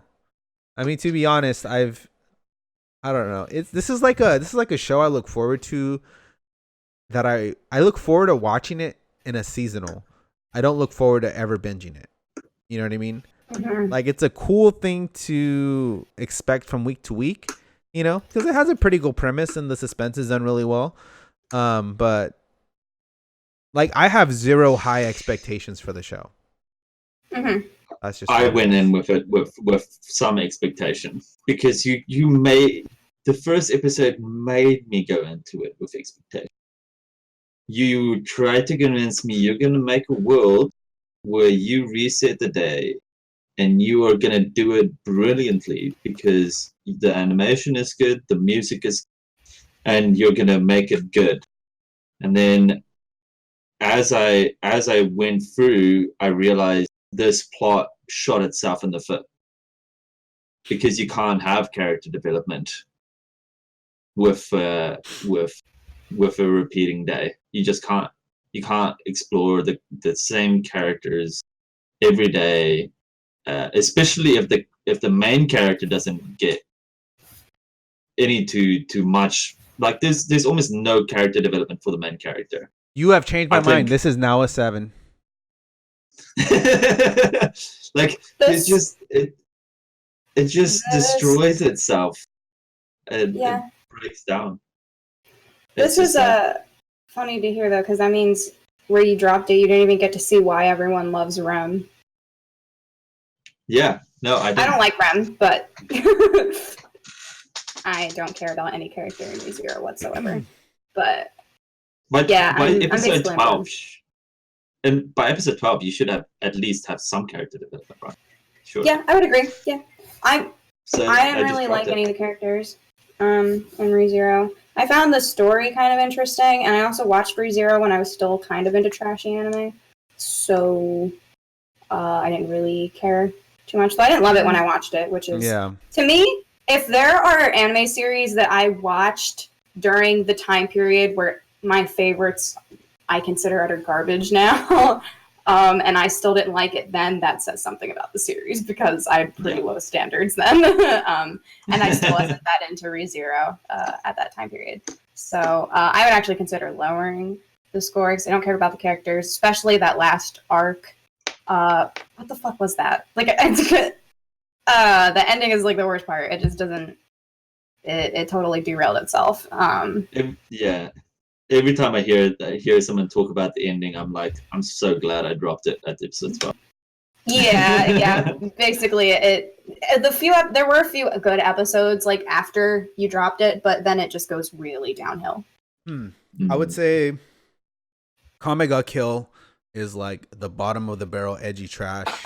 ReZero is where I draw my line.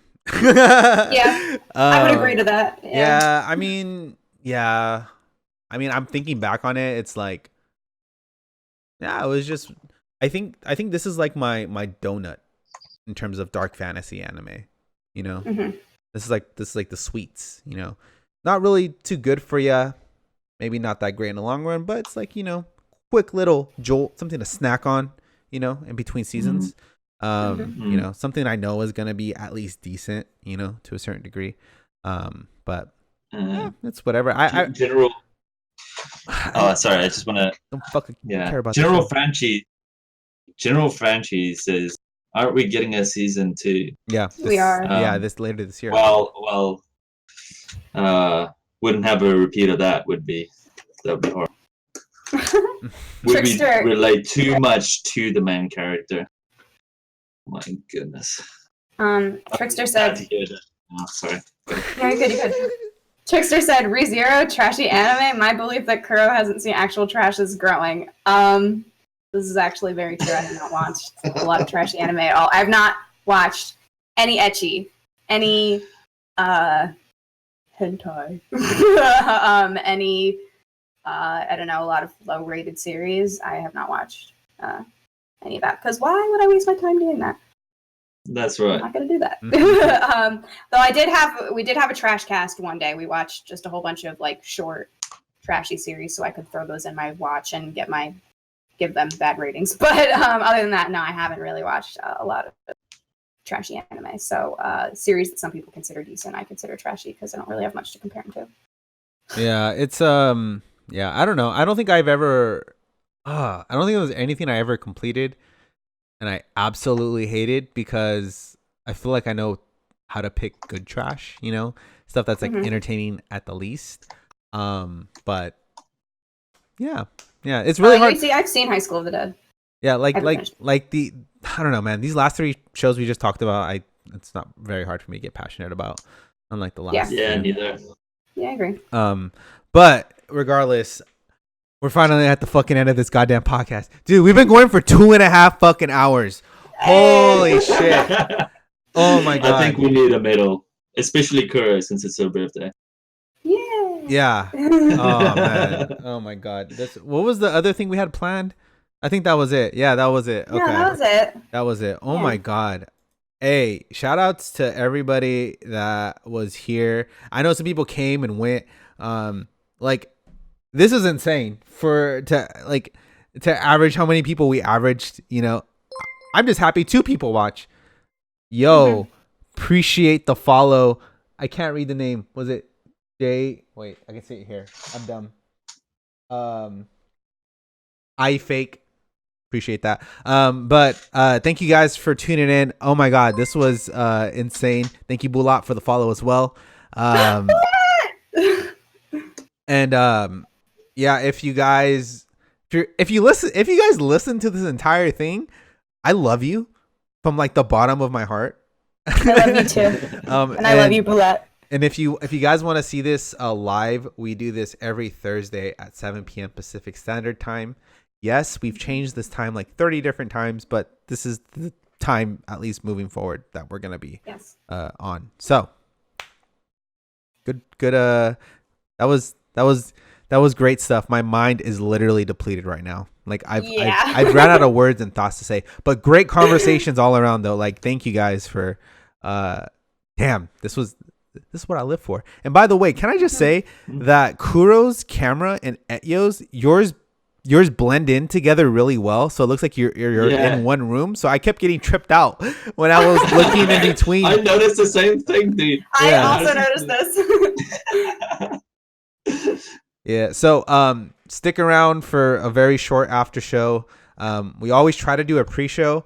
I mean, normally these podcasts don't last this long, but usually we do an after show where we just talk and decompress from the podcast. But thank you guys for tuning in. We'll see you guys next week. Be sure to check out the Discord. That's where we have all the announcements at. Look at the Twitch panels that we worked hard to make because they look badass. And I think that's it. Any final thoughts from you guys? Anything? No? Thank you for the happy birthdays, everyone. Yeah, happy birthday, Kuro. Yay. Thank you. And thank you for the welcoming as well. Oh, yeah, definitely. Yes. We'd love to have you. Yes. We'd love to have you. We always need sexy voices on the podcast. Oh, yeah. Oh, yes. Anyways, we'll see you guys next week. We'll see you next week.